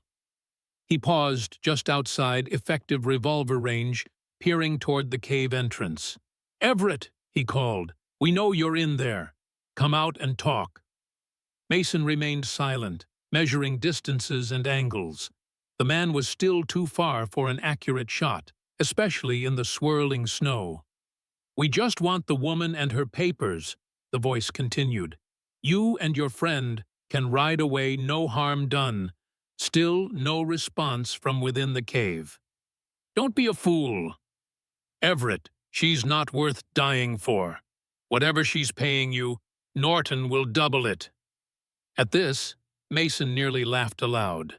The idea that Sarah was employing him that money was his motivation showed how little these men understood the situation. The figure moved closer, apparently emboldened by the lack of response. 2 more men appeared behind him, spreading out to approach the cave from different angles. "Last chance," the leader called. "Send her out, or we come in shooting." Mason caught Blackwood's eye and nodded once. The Pinkerton agent returned the nod, understanding the signal. When the leader was 30 feet from the entrance, both men fired simultaneously. The storm erupted with gunfire and shouting. The leader went down immediately, clutching his leg where Mason's bullet had found its mark. The other 2 men dove for cover behind snow-covered rocks, returning fire blindly toward the cave entrance. Bullets whined off stone, sending fragments flying. Mason and Blackwood kept low, firing carefully, conserving ammunition. The confined space of the entrance channeled the attacker's approach, forcing them to expose themselves to take effective shots. The gunfight continued for what seemed an eternity, but was probably less than 2 minutes. When it ended, 2 of Norton's men lay motionless in the snow. The third was retreating, half running, half crawling up the ridge trail, leaving a dark trail of blood on the pristine white. "Should I finish him?" Blackwood asked, raising his revolver. Mason considered it, then shook his head. "Let him go. Storm will probably kill him before he reaches help." They dragged the bodies away from the cave entrance deeper into the snowdrifts, where they wouldn't attract scavengers. Neither man spoke as they worked. The grim business of death was all too familiar to both of them. When they returned to the cave, they found Sarah awake, sitting upright, Mason's rifle across her lap. Her face was pale, but composed. "How many more will come?" she asked simply. "Hard to say," Mason replied, brushing snow from his coat. "Depends on how many Norton sent, how badly he wants those documents." "Badly enough to send men out in a blizzard," Blackwood pointed out. "Badly enough to risk their lives." Sarah's expression hardened. "Badly enough to kill me, you mean?" Neither man contradicted her. "The storm's working in our favor for now," Mason said instead. "No one else will be moving until it passes. Gives us time to rest, plan our next move." Sarah nodded, though her eyes remained troubled. "And if they're waiting, when the storm breaks?" "Then we deal with them," Blackwood replied matter-of-factly. "One problem at a time." Mason added more wood to their fire, which had burned dangerously low during the confrontation.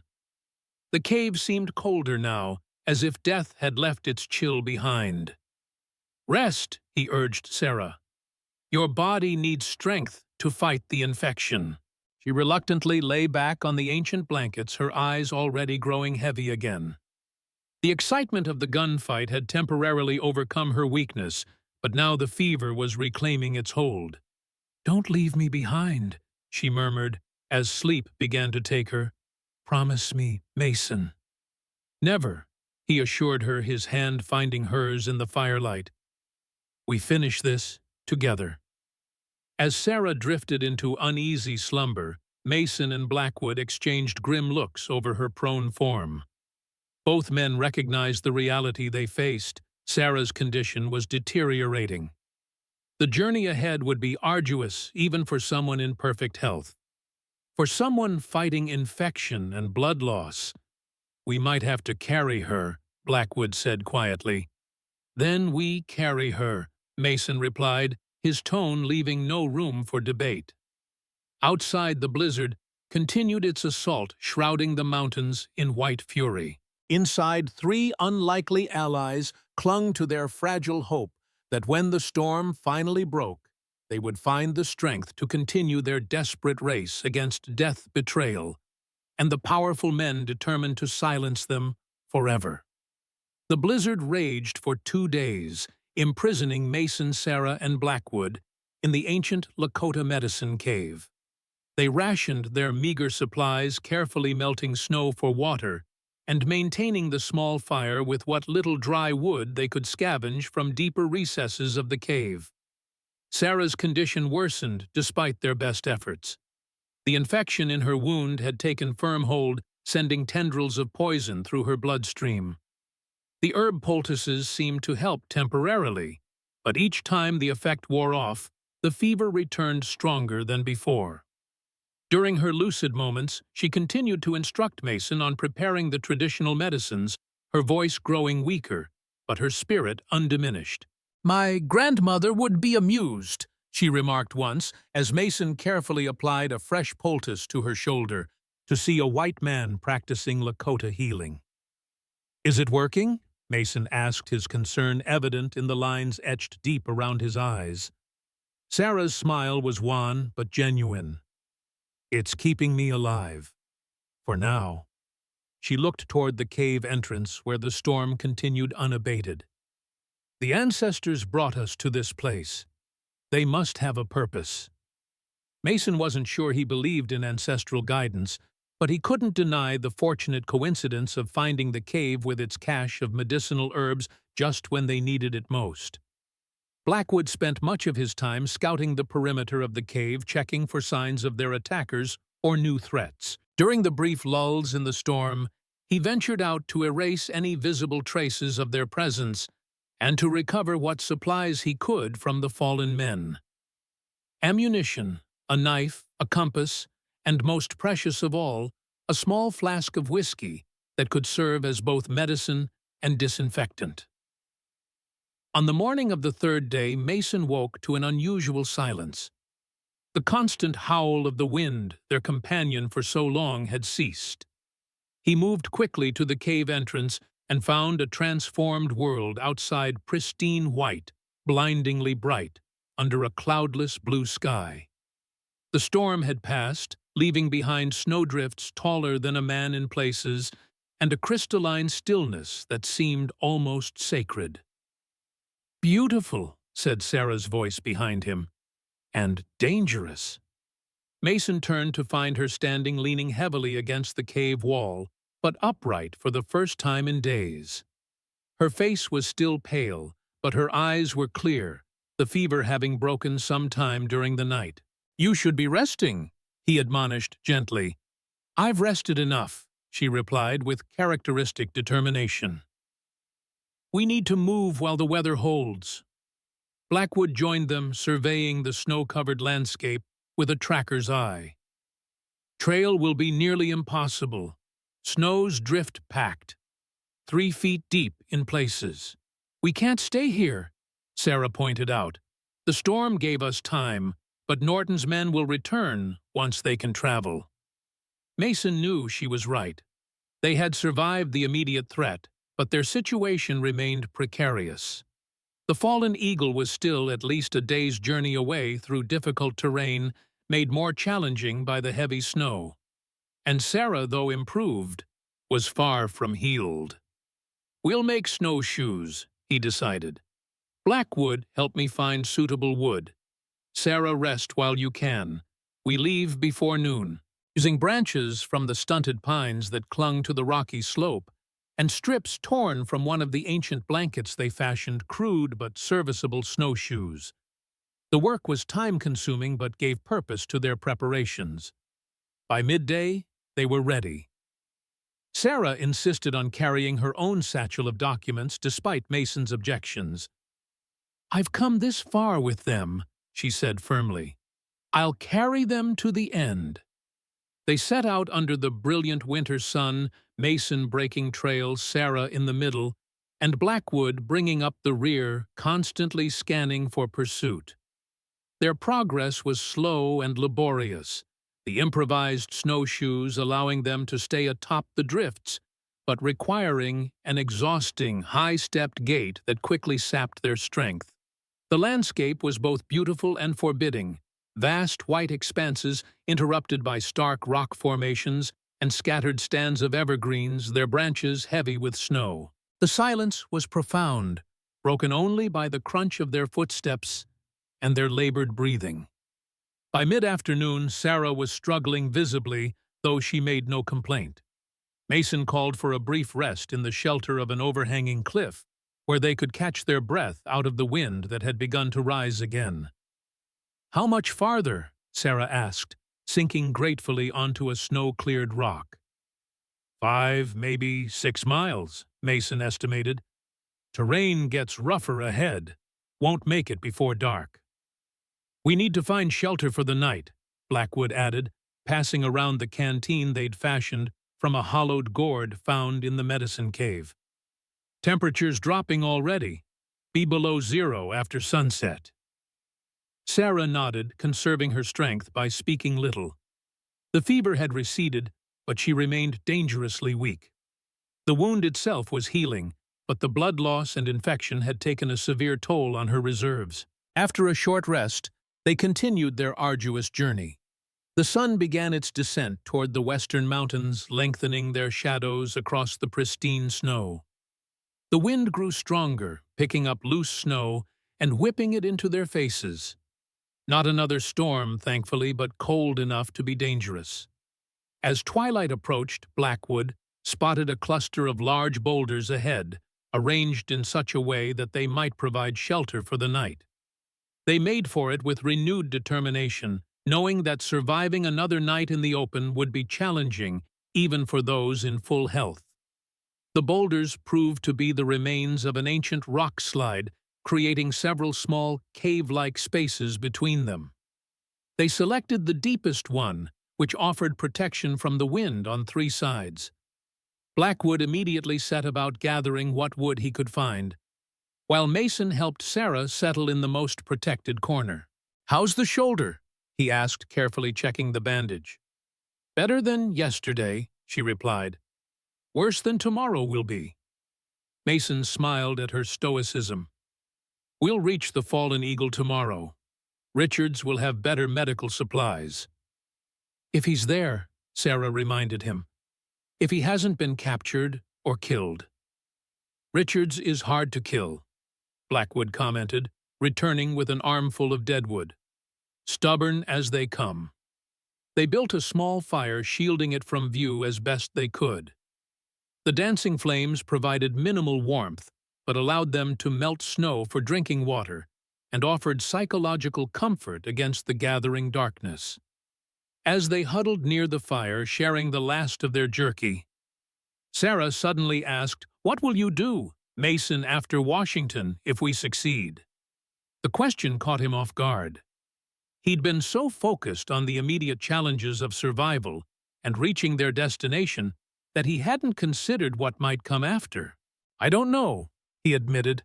"Can't go back to the way station. Too many people know about it now." "You could start fresh somewhere else," Blackwood suggested. "Man with your skills can always find work." Mason nodded absently, poking at the fire with a stick. "Maybe. What about you, Sarah? Will you return to your people?" A shadow crossed her face. "If there's still a people to return to, Norton's final pacification may have already begun." "All the more reason to reach Washington quickly," Blackwood reminded them. They fell silent, each contemplating the stakes of their journey.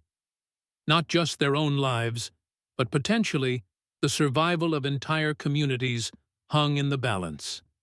As night deepened around them, Mason took first watch, positioned where he could see anyone approaching their shelter.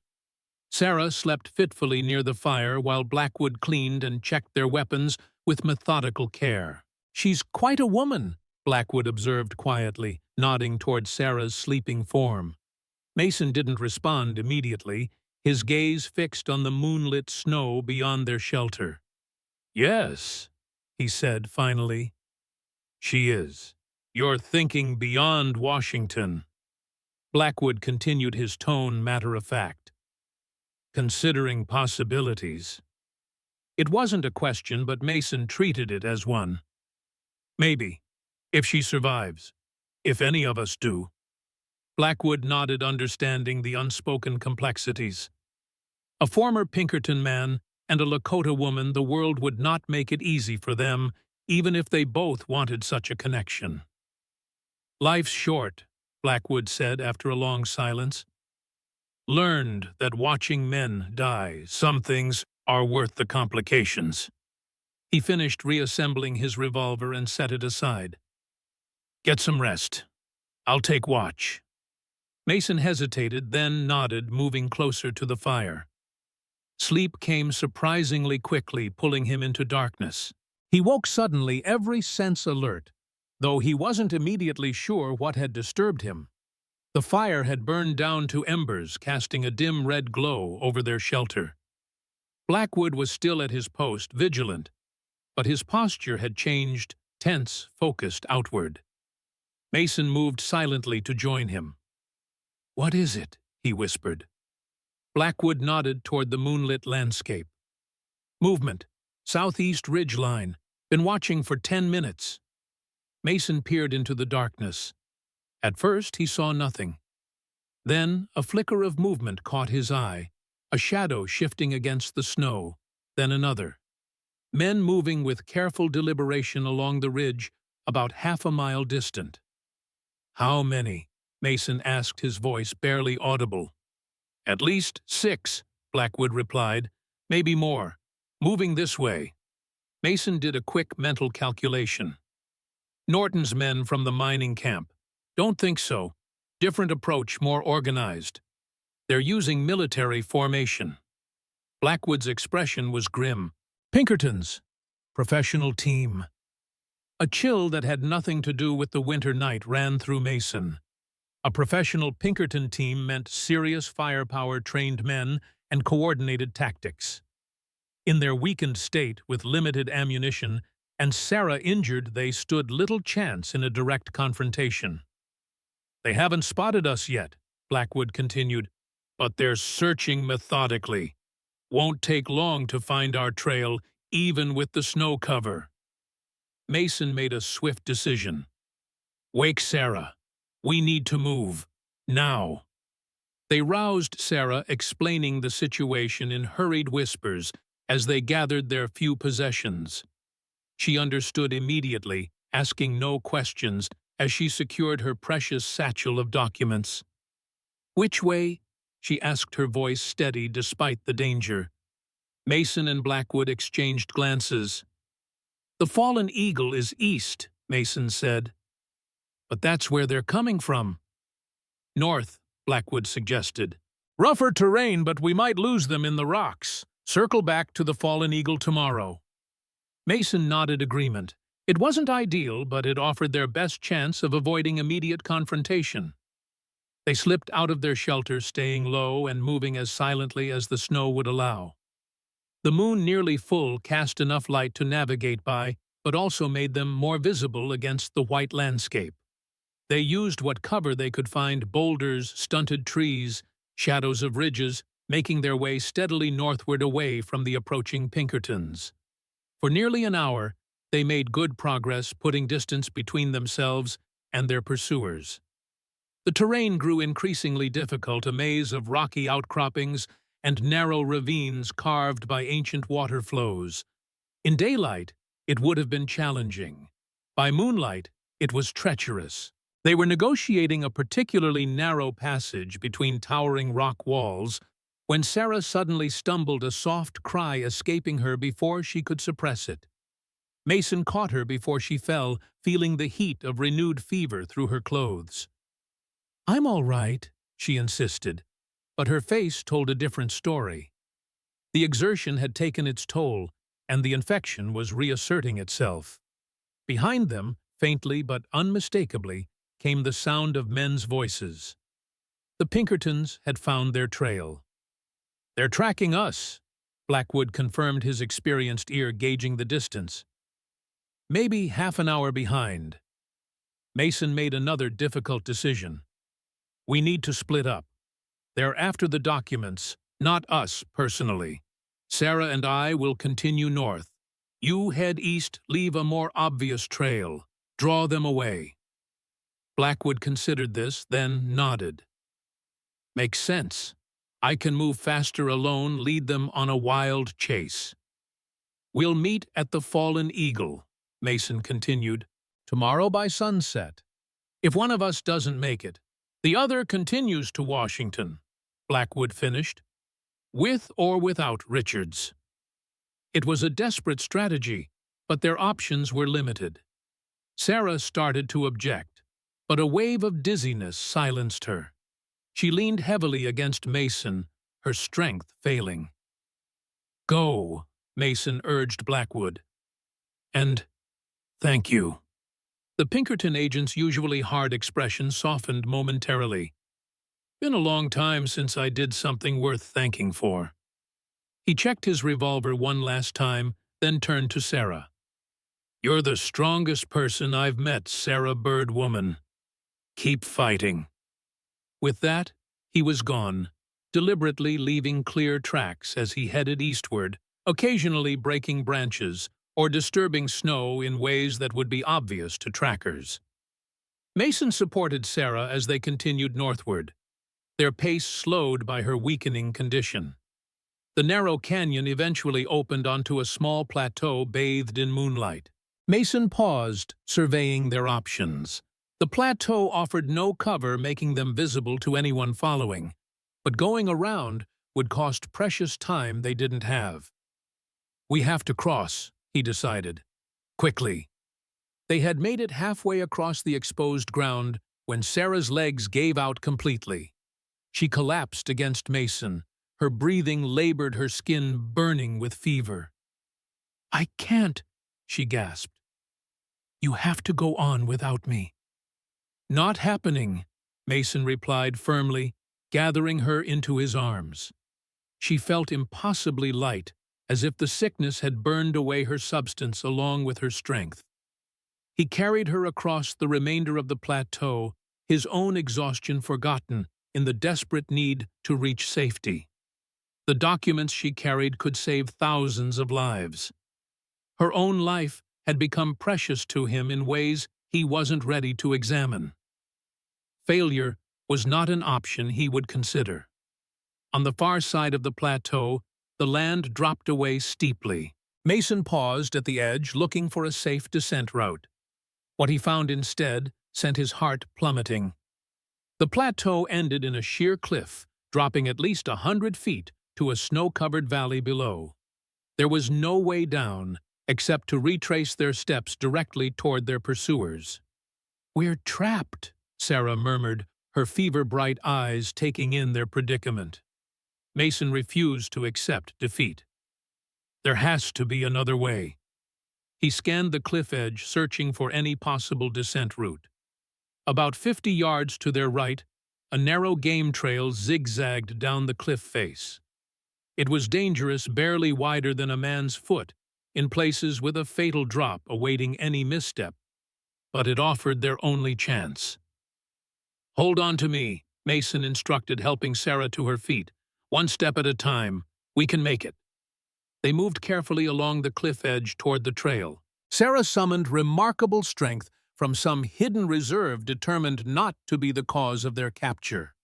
When they reached the trailhead, Mason went first, keeping one hand firmly on Sarah to steady her as they began the treacherous descent. The path was even narrower than it had appeared from above, forcing them to press their backs against the cliff face and edge sideways down the steepest sections. In her weakened state, Sarah had to pause frequently, fighting waves of dizziness that made the precipitous drop seem to waver before her eyes.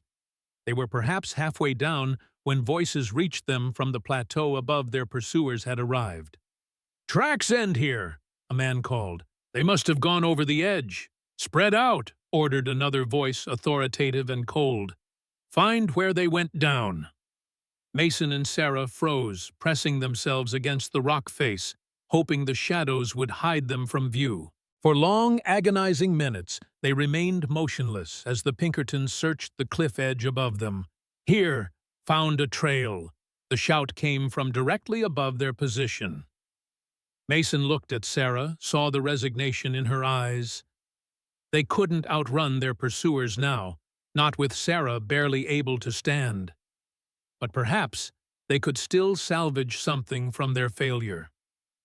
"Take the documents," he whispered urgently. "Hide them somewhere on the trail. I'll draw them away. Give you time." Sarah shook her head weakly. "They'll kill you." "Better one than both," Mason insisted. "The documents are what matter. You know that."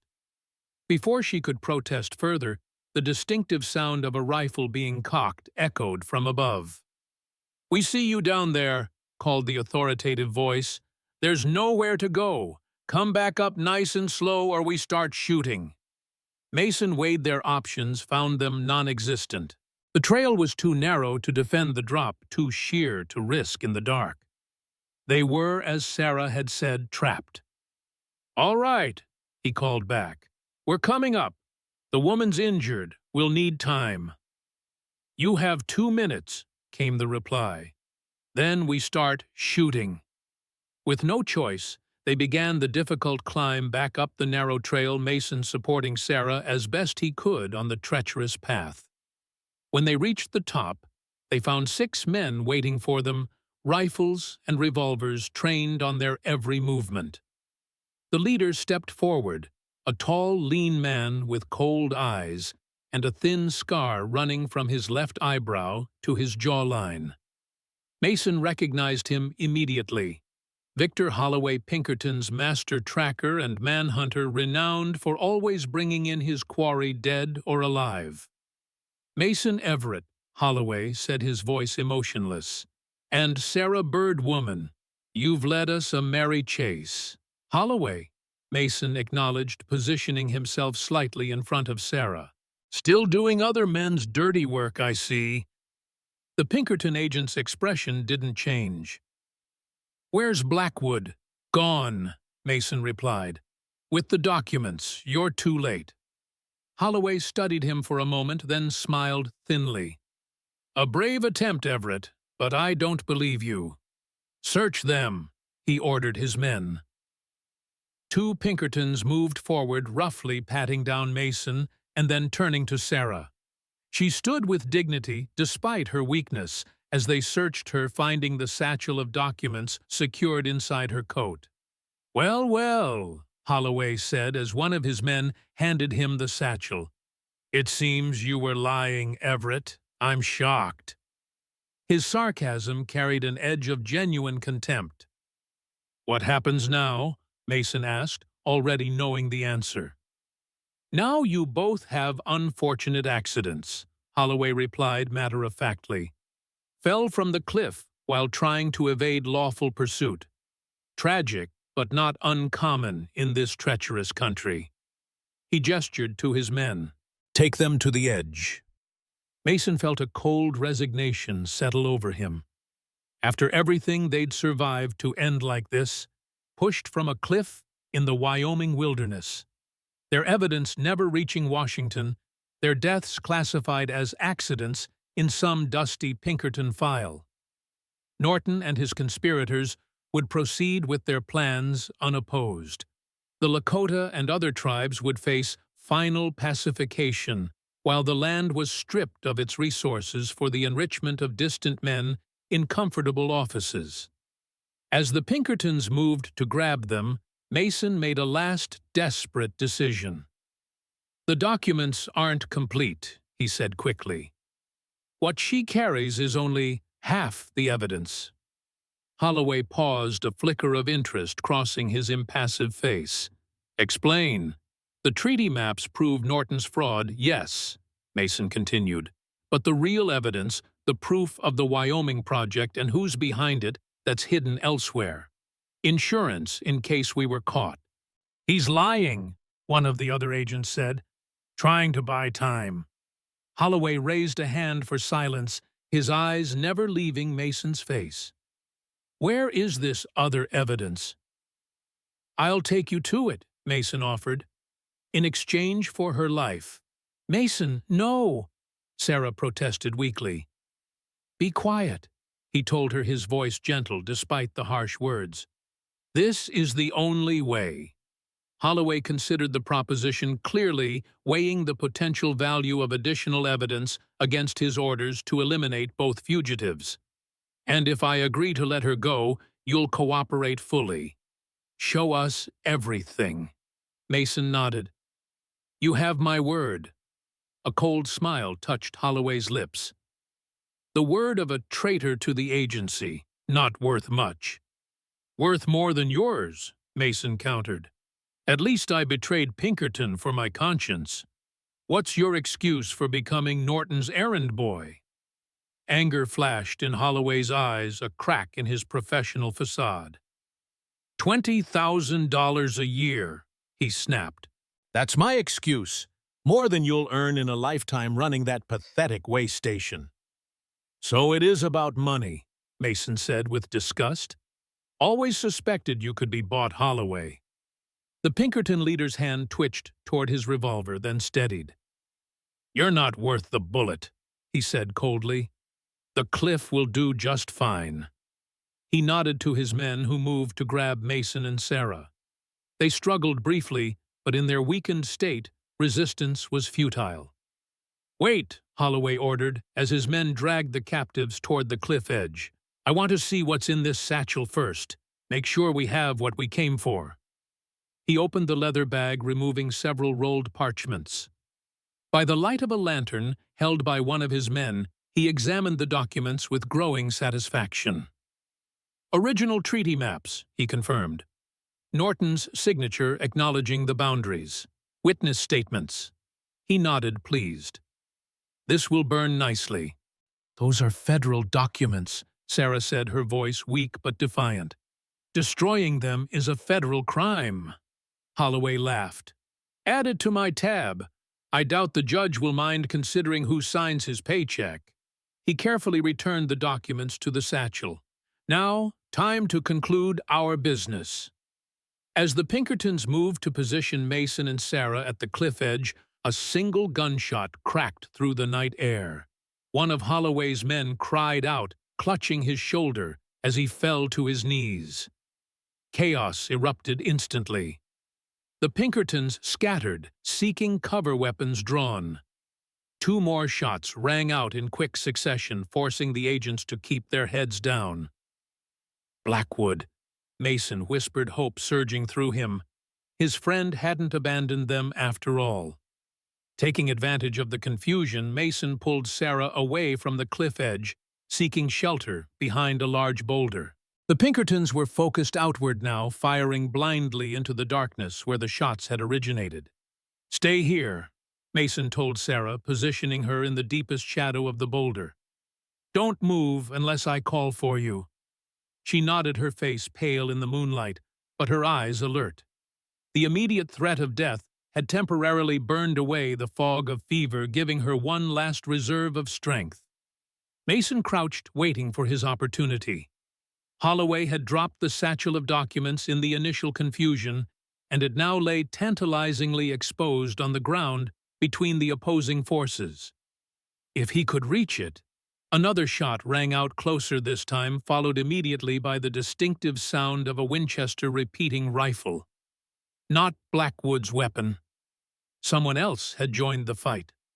One of the Pinkertons fell, clutching his leg. The others intensified their fire, shouting to each other as they tried to coordinate their defense. Holloway, displaying the cool efficiency that had made him legendary within the agency, was methodically working his way toward what he believed was the source of the attack, moving from cover to cover, laying down precise fire to pin his unseen opponent. Mason saw his chance. With the Pinkertons' attention focused on the hidden shooter, he darted out from behind the boulder, sprinting toward the abandoned satchel. He had almost reached it when Holloway spotted him.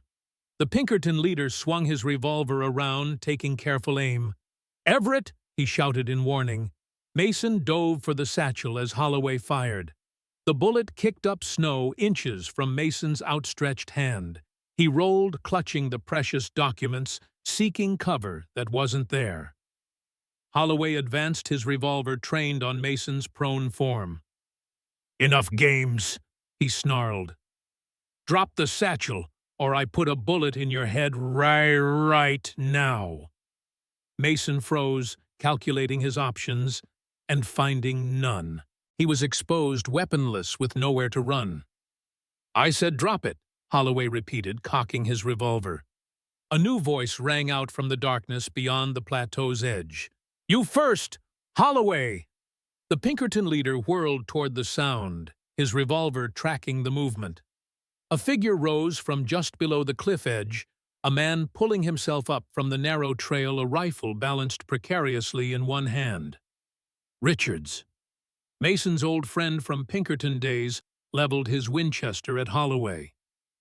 "Tell your men to stand down," Richards ordered, "or I put a bullet through that black heart of yours." For a tense moment, Holloway seemed to consider fighting. Then, with the practiced calculation of a man who had survived countless dangerous situations, he lowered his weapon. "Stand down," he called to his remaining men. "For now." Richards climbed fully onto the plateau, keeping his rifle trained on Holloway as he moved to Mason's side. "Sorry I'm late," he said, not taking his eyes off the Pinkerton leader. "Storm slowed me down." "Better late than never," Mason replied, struggling to his feet, the satchel clutched tightly against his chest. The other shooters emerged from the darkness now, Blackwood accompanied by 3 hard-looking men Mason didn't recognize. Trail scouts or mountain men by their appearance, armed with an assortment of rifles and revolvers. "Found these fellows at the Fallen Eagle," Blackwood explained. "Friends of Richard's. Thought we could use the help." "Good thinking," Mason acknowledged, surprised and grateful that Blackwood had circled back, rather than continuing east as instructed. Richards gestured with his rifle. "Blackwood, have your new friends collect the Pinkertons' weapons." As Blackwood's companions disarmed Holloway and his men, Mason hurried back to Sarah, who remained hidden behind the boulder watching the proceedings with feverish intensity. "It's all right," he told her, helping her to her feet. "Richards is here. We're safe for now." She swayed against him, her brief surge of strength evaporating. "The documents?" she asked weakly. Mason patted the satchel. "Secure. We still have a chance to reach Washington." Richards approached them, his weathered face creasing with concern as he took in Sarah's condition. "She needs a doctor," he said bluntly. "Urgently." "We have a camp about 3 miles east," Blackwood informed them. "At the Fallen Eagle, basic medical supplies there." "And horses," Richards added. "Fresh ones. We can make Cheyenne in 2 days if we push hard."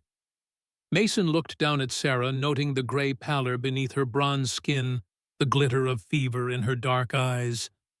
2 days of hard riding might be more than she could endure in her condition. "She needs rest first," he insisted. "Medicine. Then we'll see about Cheyenne." Richards nodded understanding. "We'll make her comfortable at camp. Figure out our next move there." He turned to Blackwood. "What about them?" He jerked his head toward Holloway and his disarmed men. "Can't leave them alive," Blackwood said pragmatically. "They'll just come after us again." The cold calculation in his voice reminded Mason of the man Blackwood had been, a Pinkerton enforcer, accustomed to permanent solutions for persistent problems. "No," Mason said firmly. "No more killing. Not like this." Blackwood raised an eyebrow. "Going soft, Everett. These men were ready to throw you off a cliff 5 minutes ago." "And we're not them," Mason countered. "Tie them, leave them food and water. By the time they free themselves, we'll be long gone." Richards and Blackwood exchanged glances, a silent communication passing between them. Finally, Richards nodded. "Your call, Mason. You're the one they were hunting." As Blackwood's companions secured the Pinkertons with their own restraints, Holloway fixed Mason with a cold stare. "This isn't over, Everett. There are more of us than you can possibly evade. Norton has friends in every territory, every state. You'll never reach Washington alive." Mason met his gaze steadily. "Maybe not, but we're going to try. And if we fall, others will take up the cause." "Idealists," Holloway spat, "always thinking your principles matter in the real world." "They do to us," Sarah said quietly, her voice weak but clear. "And to the thousands whose lives depend on those principles being upheld." Holloway had no answer for that, turning his face away in disgusted silence. With the Pinkertons securely bound, Mason's group prepared to depart. Richards and one of his companions fashioned a travois from pine branches, creating a litter on which Sarah could be transported without further taxing her failing strength. As they set off toward the Fallen Eagle, Mason walked beside the travois, his hand occasionally finding Sarah's in silent reassurance. Behind them, the plateau and its defeated Pinkertons faded into the darkness, one danger averted, but many more still lying ahead on their perilous path to Washington. The moon sailed high above, indifferent to the human dramas playing out beneath its cold light. Somewhere to the south, Judge Norton awaited word of their elimination, confident in the power of money and corruption to achieve his ends. And far to the east in Washington, unsuspecting officials continued their daily routines, unaware that documents carried by a fevered Lakota woman might soon shatter their comfortable certainties and expose a conspiracy reaching to the highest levels of government. The night was still long, and dawn remained distant. But for the first time since their journey began, Mason allowed himself to feel a cautious hope. They had survived the dark night of the soul. Perhaps they would live to see the coming light. The Fallen Eagle proved to be more sanctuary than campsite, a natural formation of tumbled boulders arranged in the rough shape of a massive bird, with outstretched wings creating a sheltered hollow at its center.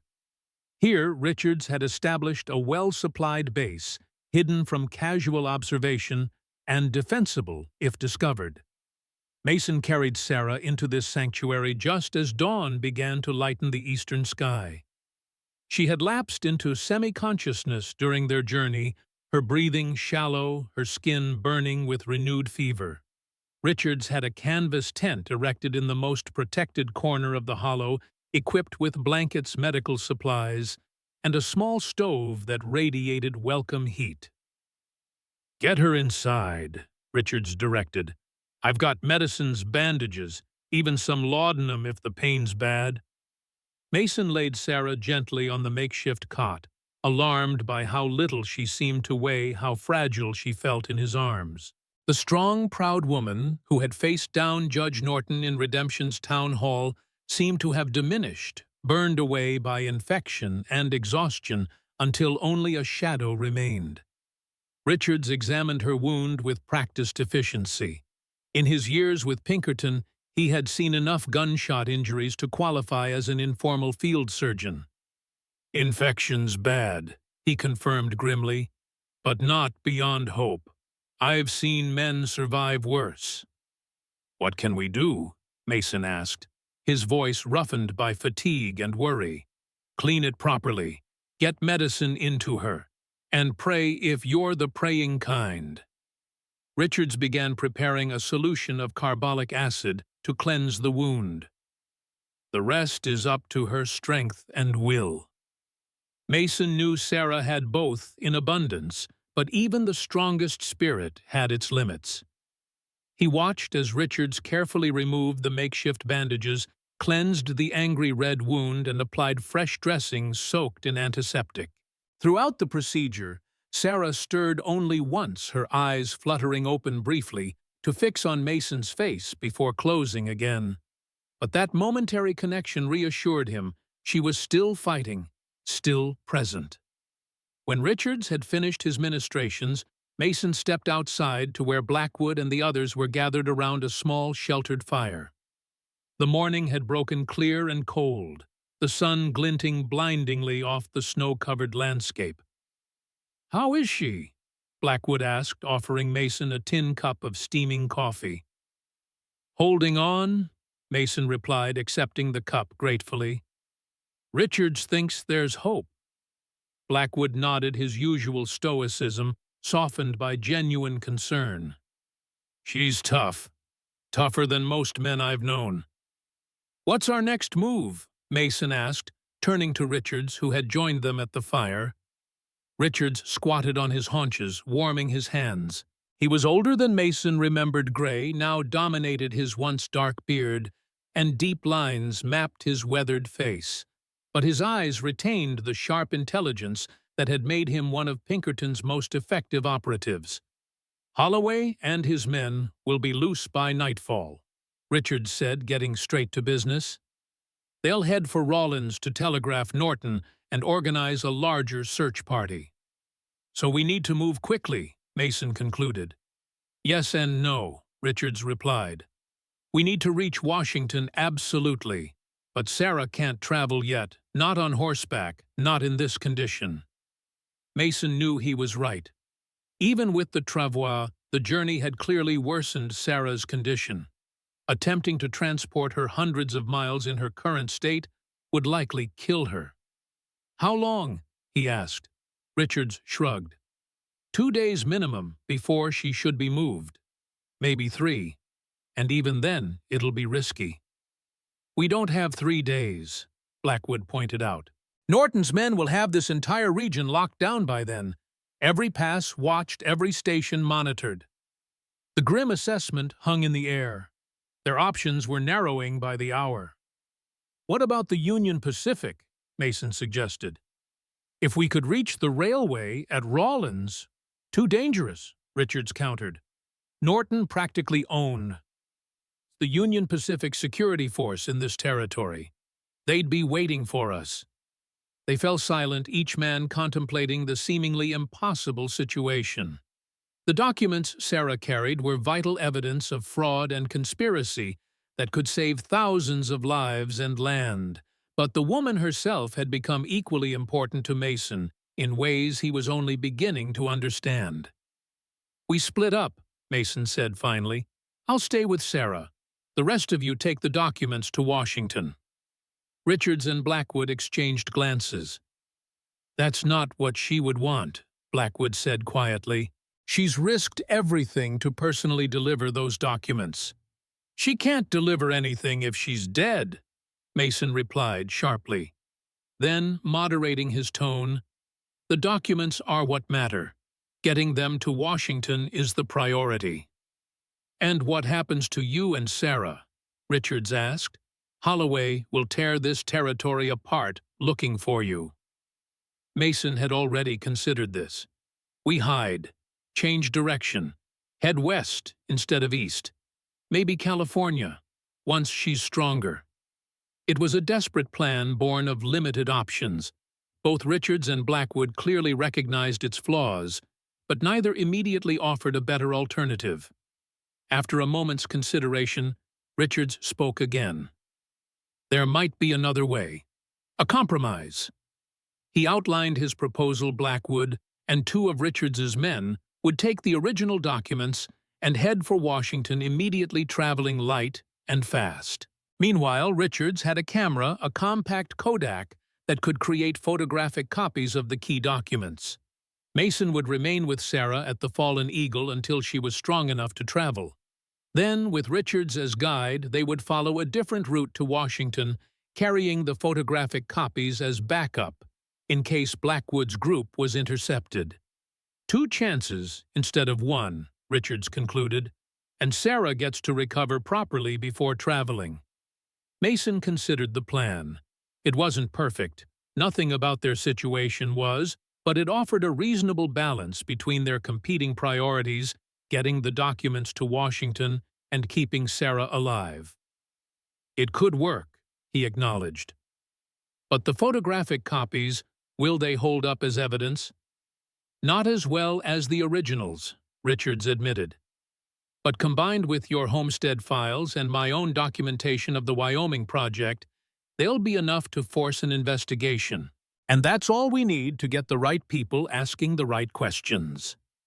They spent the morning preparing. Richards set up his camera equipment in the tent, where the light was best, carefully photographing each of Sarah's documents. The treaty maps Norton's signed. Acknowledgements, the witness statements. Mason and Blackwood inventoried their supplies, allocating food, ammunition, and equipment for 2 separate journeys. By noon, Blackwood was ready to depart with his small group. The original documents were securely wrapped in oilskin and distributed among the 3 men to minimize the risk of complete loss if one was captured. Travel at night when possible, Richards advised as they made final preparations. Avoid settlements. Trust no one you don't already know. Blackwood nodded, checking his revolver one last time before holstering it. 4 days to Cheyenne if all goes well. Another 6 to Washington by train if we can avoid Union Pacific security. 10 days, Mason calculated. Norton could do a lot of damage in 10 days. Which is why we need to move fast, Blackwood agreed. He extended his hand to Mason. Next time we meet, it will be in better circumstances. Mason clasped the offered hand firmly. I misjudged you, Blackwood. I'm glad to be wrong. A rare smile touched the Pinkerton agent's usually stern features. Happens to the best of us. He glanced toward the tent where Sarah rested. Take care of her. She's the real hero in all this." With that, Blackwood and his companions mounted their horses and departed, taking a route that would lead them through the most remote terrain possible, a challenging path, but one that offered the best chance of avoiding Norton's searchers. Mason watched until they disappeared from view, then returned to the tent to check on Sarah. Richards was with her, carefully administering a tincture of willow bark for the fever. "Any change?" Mason asked. Richards shook his head. "Holding steady. Neither better nor worse." He corked the small bottle of tincture and set it aside. "The next 24 hours will tell the tale." Mason settled beside the cot, taking Sarah's hand in his. It felt small and hot against his calloused palm, the pulse in her wrist racing like a trapped bird. "I'll sit with her," he told Richards. "You should rest. Been a long night for all of us." Richards nodded, rising stiffly. "Call me if there's any change. Any change at all." Left alone with Sarah, Mason maintained his vigil in silence. Outside, the winter sun traced its low arc across the southern sky, the shadows in the hollow shifting gradually as the hours passed. Mason spoke occasionally softly, not knowing if Sarah could hear him, but needing to reach out nonetheless. He told her about his childhood in Chicago, his father's carpentry shop, his mother's death from influenza when he was 12. He spoke of his early days with Pinkerton, the idealistic young man who believed he was upholding justice and order. And he confessed his darkest moments at Homestead, the orders he'd followed despite his conscience and those he'd finally refused to obey. "That's when I knew I had to leave," he said quietly. "When I realized I'd become something I couldn't bear to be anymore. But leaving wasn't enough. The debt remained. Still remains." Sarah's eyes opened suddenly, startling him. "The debt," she whispered, her voice parched and weak but lucid. "The threads that bind us, Sarah." Mason breathed relief washing through him. "You're awake. Water," she requested. Mason helped her drink from a tin cup, supporting her head gently. When she had taken her fill, she sank back against the pillow, but her eyes remained open, alert, despite the fever's glaze. "The documents?" she asked. "Safe," Mason assured her. "Blackwood is taking them to Washington. Richards made photographic copies as backup." She nodded slightly, accepting this division of their precious cargo. "Good. Redundancy is wise." Her gaze shifted, taking in their surroundings. "The fallen eagle. We made it." "Thanks to Richards and Blackwood," Mason confirmed. They arrived just in time. A ghost of a smile touched Sarah's cracked lips. "The ancestors guided them to us, as they guided us to the medicine cave." Mason didn't contradict her interpretation. After all they'd survived, he was less certain of his rational worldview than he once had been. Perhaps there were forces at work beyond his understanding. "How do you feel?" he asked instead. "Like I've been shot, developed a fever, and traveled through a blizzard," she replied dryly, her spirit evidently intact despite her physical weakness. Mason couldn't help but smile. Apart from that, her expression sobered. "The fever is still strong, but I am stronger." She fixed him with an intense gaze. "I heard you speaking. About Homestead, about your debt." Mason looked away, uncomfortable with her scrutiny. "Didn't realize you could hear." "The spirit hears even when the body sleeps," she said simply. Then, after a pause, "You are a good man, Mason Everett, despite your past, or perhaps because of it." Before Mason could respond to this unexpected absolution, Richards entered the tent, his face lighting with relief when he saw Sarah conscious. "Welcome back," he said warmly, moving to check her temperature with the back of his hand against her forehead. "Had us worried for a while there." "It will take more than a bullet and some bad weather to stop me," Sarah replied, though the effort of speaking was clearly taxing her limited strength. Richards smiled appreciatively at her determination. "Still running a significant fever, but your eyes are clearer. That's a good sign." He prepared another dose of the willow bark tincture. "This will help with the fever and pain. Then you should rest more. Your body needs sleep to heal." Sarah accepted the medicine without complaint, then settled back against the pillow. Her eyelids were already growing heavy, the brief period of alertness fading. "Rest now," Mason encouraged her. "We're safe here." Her eyes closed, but her hand sought his gripping with surprising strength, given her condition. "Thank you," she murmured, already drifting toward sleep, "for carrying my burden when I could not." Within moments, her breathing had deepened and slowed, her hand relaxing in his. Mason continued to hold it, drawing comfort from the connection. Richards observed this with knowing eyes, but made no comment. Instead, he said, "She's fighter. Good sign that the fever hasn't affected her mind." "Will she recover?" Mason asked directly. Richards considered the question with the honesty Mason had always valued in him. "If the infection doesn't worsen in the next day or two, yes. But she'll need time to regain her strength. Weeks, not days." Time they didn't have, Mason thought, but didn't say. Richards knew the urgency of their situation as well as he did. "I'll take watch now," Richards offered. "You should get some sleep too. Been nearly 36 hours since you last rested." Mason hesitated, reluctant to leave Sarah's side. "Go," Richards insisted gently. "She'll still be here when you wake, and you'll be no good to her if you collapse from exhaustion."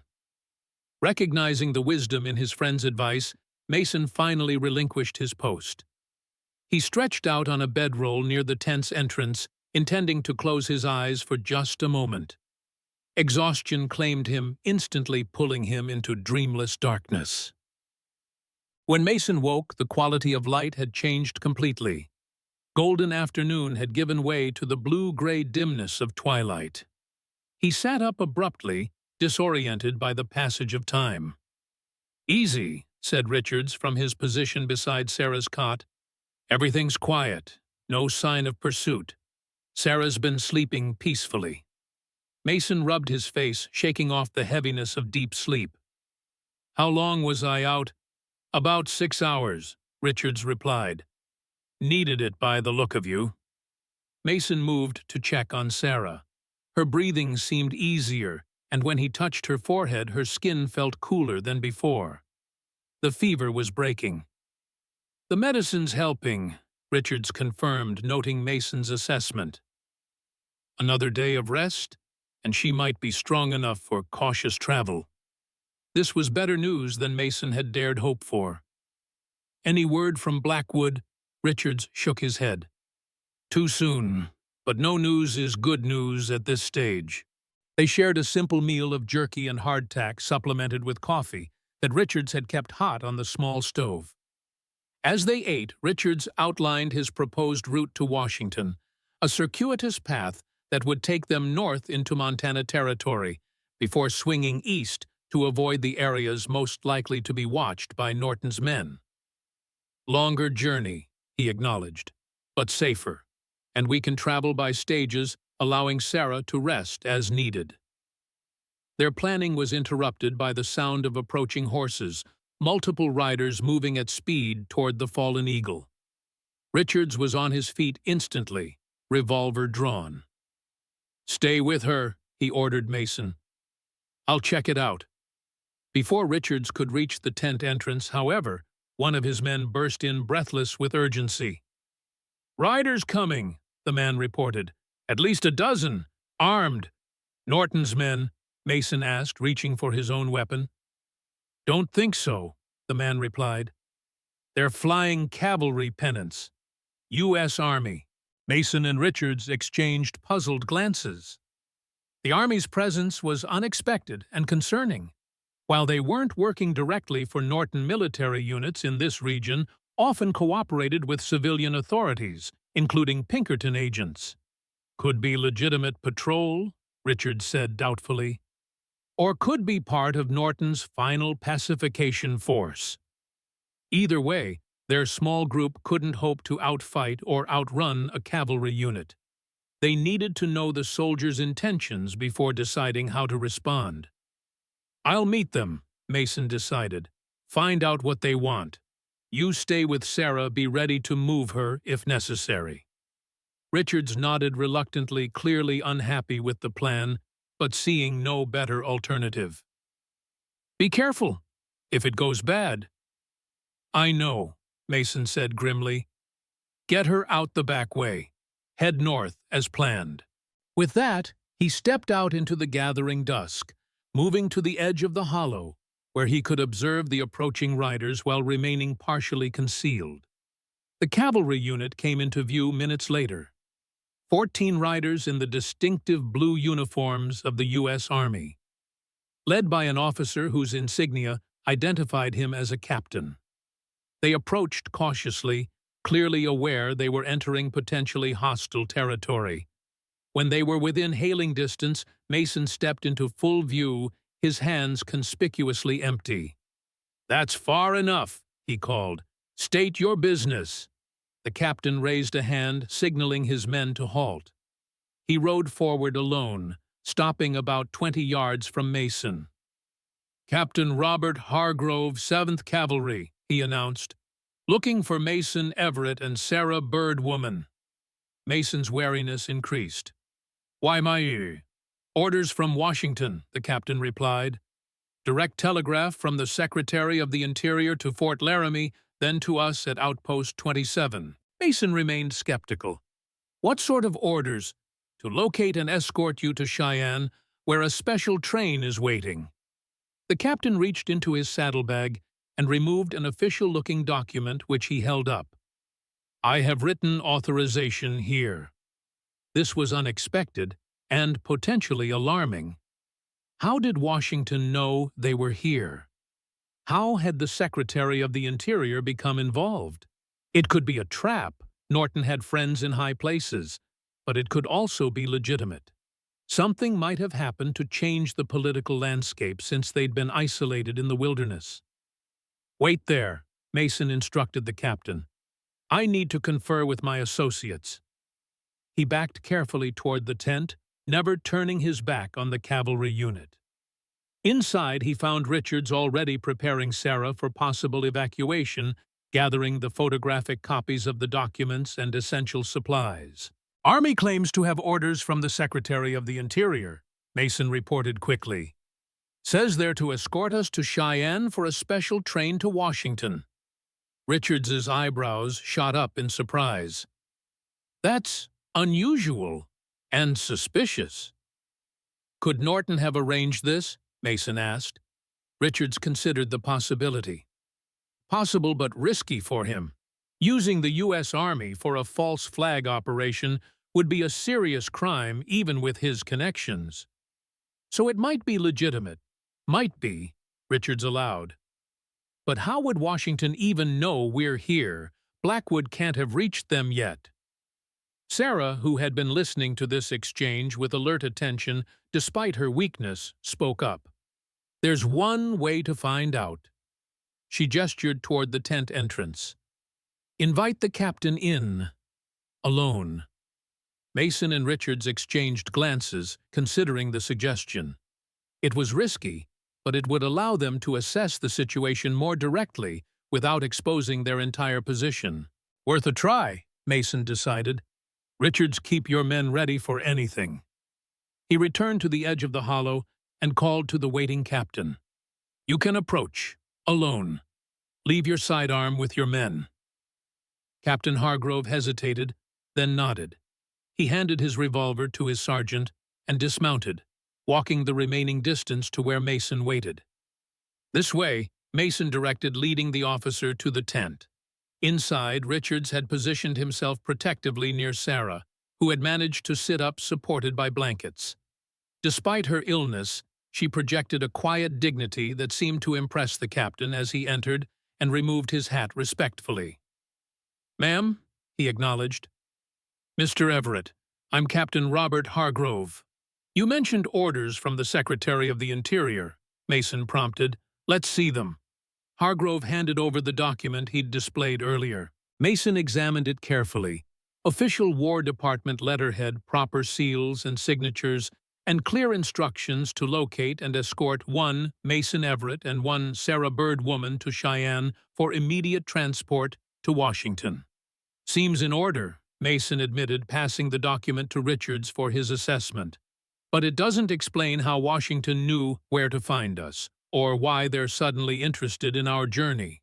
Hargrove shifted uncomfortably. I'm not privy to all the details, sir, but I do know there's been significant political movement in Washington. Something about telegrams arriving simultaneously from multiple territories regarding fraudulent land sales.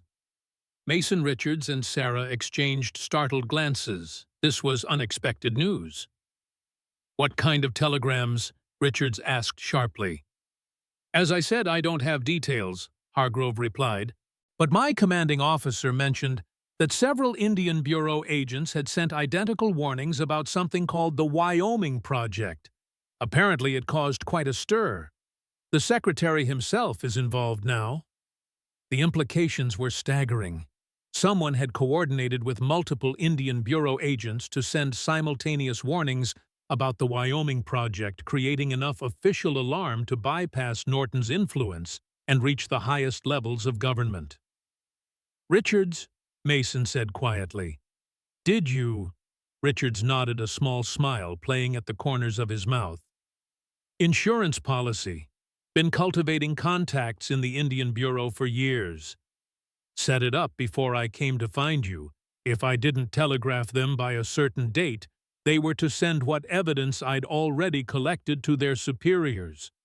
All at once, from different territories, so it couldn't be dismissed as a single rogue agent. The brilliance of the strategy was impressive. Norton might be able to block or discredit a single source, but multiple reports from different jurisdictions would demand investigation. So Washington is already aware of the Wyoming Project, Sarah concluded, at least partially. Enough to send the army looking for you, Richards confirmed. Which suggests they want your evidence rather urgently. Mason turned back to Captain Hargrove. How did you find us? This location isn't exactly on any maps. The captain hesitated again, clearly uncomfortable. We were given your approximate location by a Pinkerton agent who surrendered himself at Fort Laramie yesterday. Man named Blackwood. Alarm shot through Mason. Blackwood surrendered. What about the documents he was carrying? I don't know about any documents, Hargrove replied, but he specifically requested protection for himself and safe passage for you and the lady. Said you'd understand when we found you. Mason, Richards, and Sarah exchanged troubled glances. Blackwood's surrender meant their original plan had gone awry.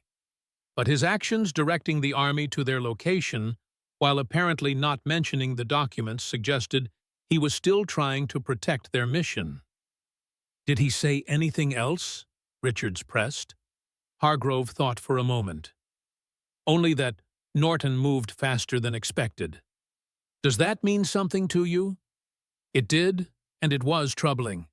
If Norton had somehow accelerated his timeline for the final pacification, they might already be too late to prevent the first stages of his plan. Mason made a swift decision.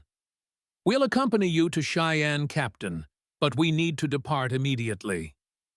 Sir, the lady appears quite ill, Hargrove objected, glancing at Sarah.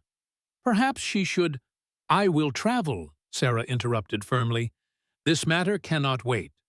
The captain looked doubtful, but nodded respectfully. As you wish, ma'am. We have a field ambulance wagon with the unit. Not comfortable, but better than horseback for someone recovering from injury. Preparations were made quickly. The photographic copies of the documents were secured in Sarah's satchel, along with Richards's own evidence about the Wyoming Project.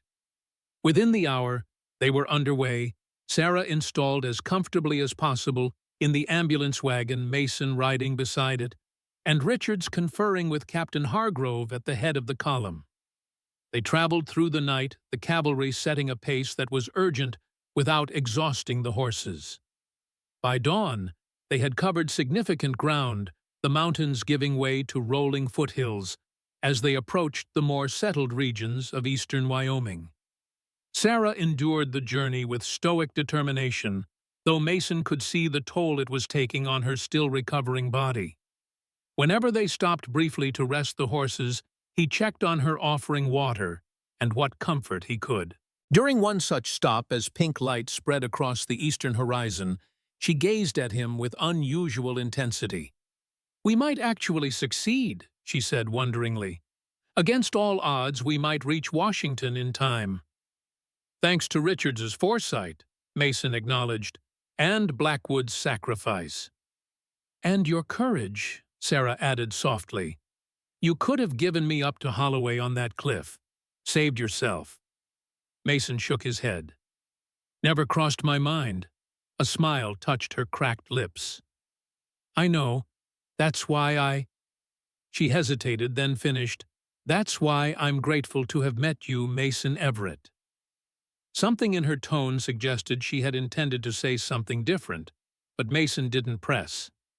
The connection between them was evolving in ways neither had anticipated when they'd first met at the way station. There would be time to explore those feelings later if they survived the challenges ahead.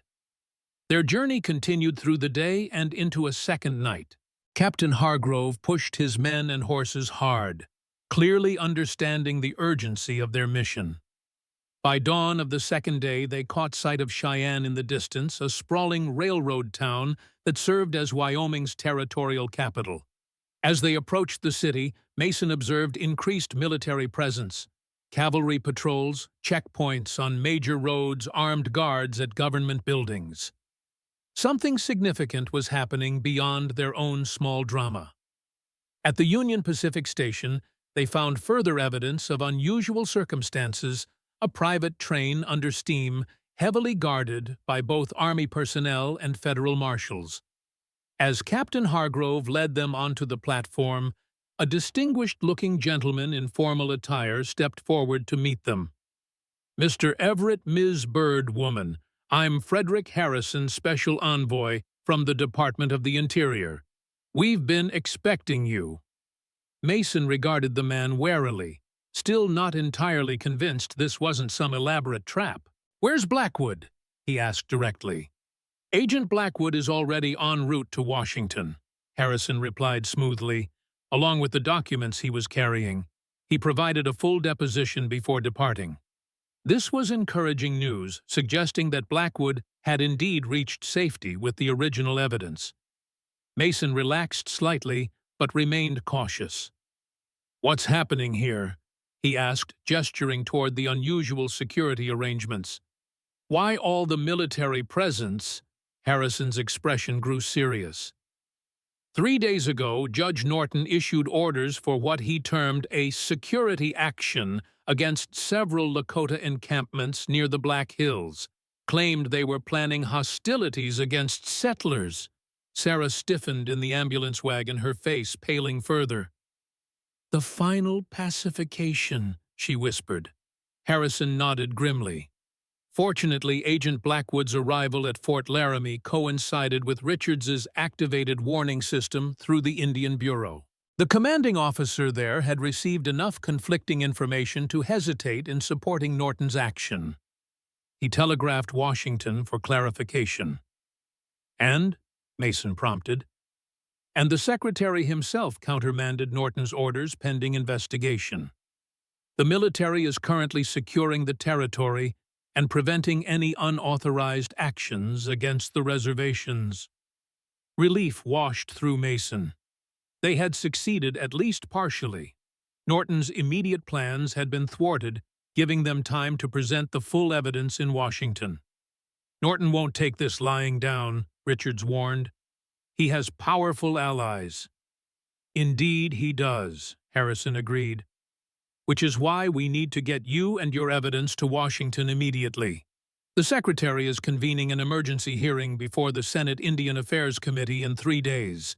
Your testimony will be crucial. They boarded the special train, a luxurious private car attached to a powerful locomotive primed for speed. Inside, they found comfortable accommodations, a physician waiting to attend to Sarah, and most surprisingly, Cyrus Blackwood himself. The Pinkerton agent rose as they entered, his usually impassive face showing relief at the sight of them. "You made it," he said simply. "Thanks to you," Mason acknowledged, clasping the man's hand warmly. "Richards told us about your surrender at Fort Laramie. Risky move." Blackwood shrugged. "Calculated risk. Norton's men were closing in, needed official protection for the documents, and a way to get help to you." He glanced at Sarah, who was being settled onto a comfortable couch by the physician. "How is she?" "Stronger than she looks," Mason replied with pride. "She'll make it?" As the train pulled out of the station, gathering speed for the long journey east, Mason stood at the window watching Wyoming recede behind them. The landscape that had nearly claimed their lives now seemed to release them grudgingly, like a predator denied its prey. Sarah joined him at the window, moving carefully but under her own power. The physician had changed her bandages, administered proper medicines, and declared her out of immediate danger, though still in need of rest and recuperation. "What are you thinking?" she asked, observing his contemplative expression. "About debts," Mason replied honestly, "and whether they can ever truly be paid." Sarah considered this. The Lakota believe that all actions create balance, either immediately or eventually. Your actions these past days have created new threads in the great pattern. "Better threads, I hope," Mason said. "Much better," she assured him, her hand finding his on the window ledge. They stood together in comfortable silence, watching the plains of Wyoming give way to the rolling grasslands of Nebraska as the train sped eastward toward Washington and whatever justice awaited them there. Behind them, Richards and Blackwood conferred quietly over the documents they would present to the Senate committee. Maps, testimonies, financial records, and photographic evidence that together would expose one of the most audacious land frauds in American history. The outcome remained uncertain. Norton's influence reached into the highest levels of government. Powerful financial interests would resist any threat to their planned exploitation of Western resources. The battle ahead would be fought not with guns and courage in the wilderness, but with words and evidence in the marbled halls of power. Yet, as the train carried them ever eastward, Mason felt a cautious hope growing within him. Whatever happened in Washington, they had already achieved something significant. They had prevented an immediate tragedy, saved lives that would have been sacrificed to greed and corruption. And perhaps in doing so, Mason had begun to balance the scales that had weighed so heavily upon him since Homestead. Not erasing the past, nothing could do that, but creating a new present that honored the lessons of his failures. Sarah seemed to sense his thoughts.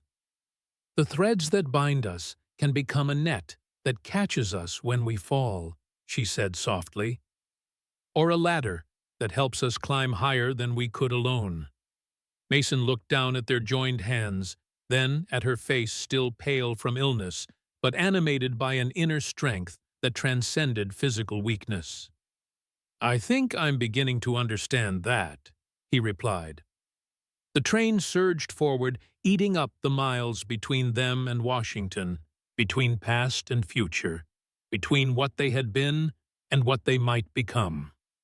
Behind them, the fallen eagle and the ancient medicine cave remained silent witnesses to a journey of redemption and justice.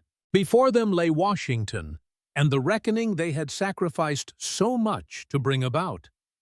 And between, in the present moment, existed something neither had expected to find in their desperate flight across the Wyoming wilderness, a connection that defied the boundaries of their different worlds.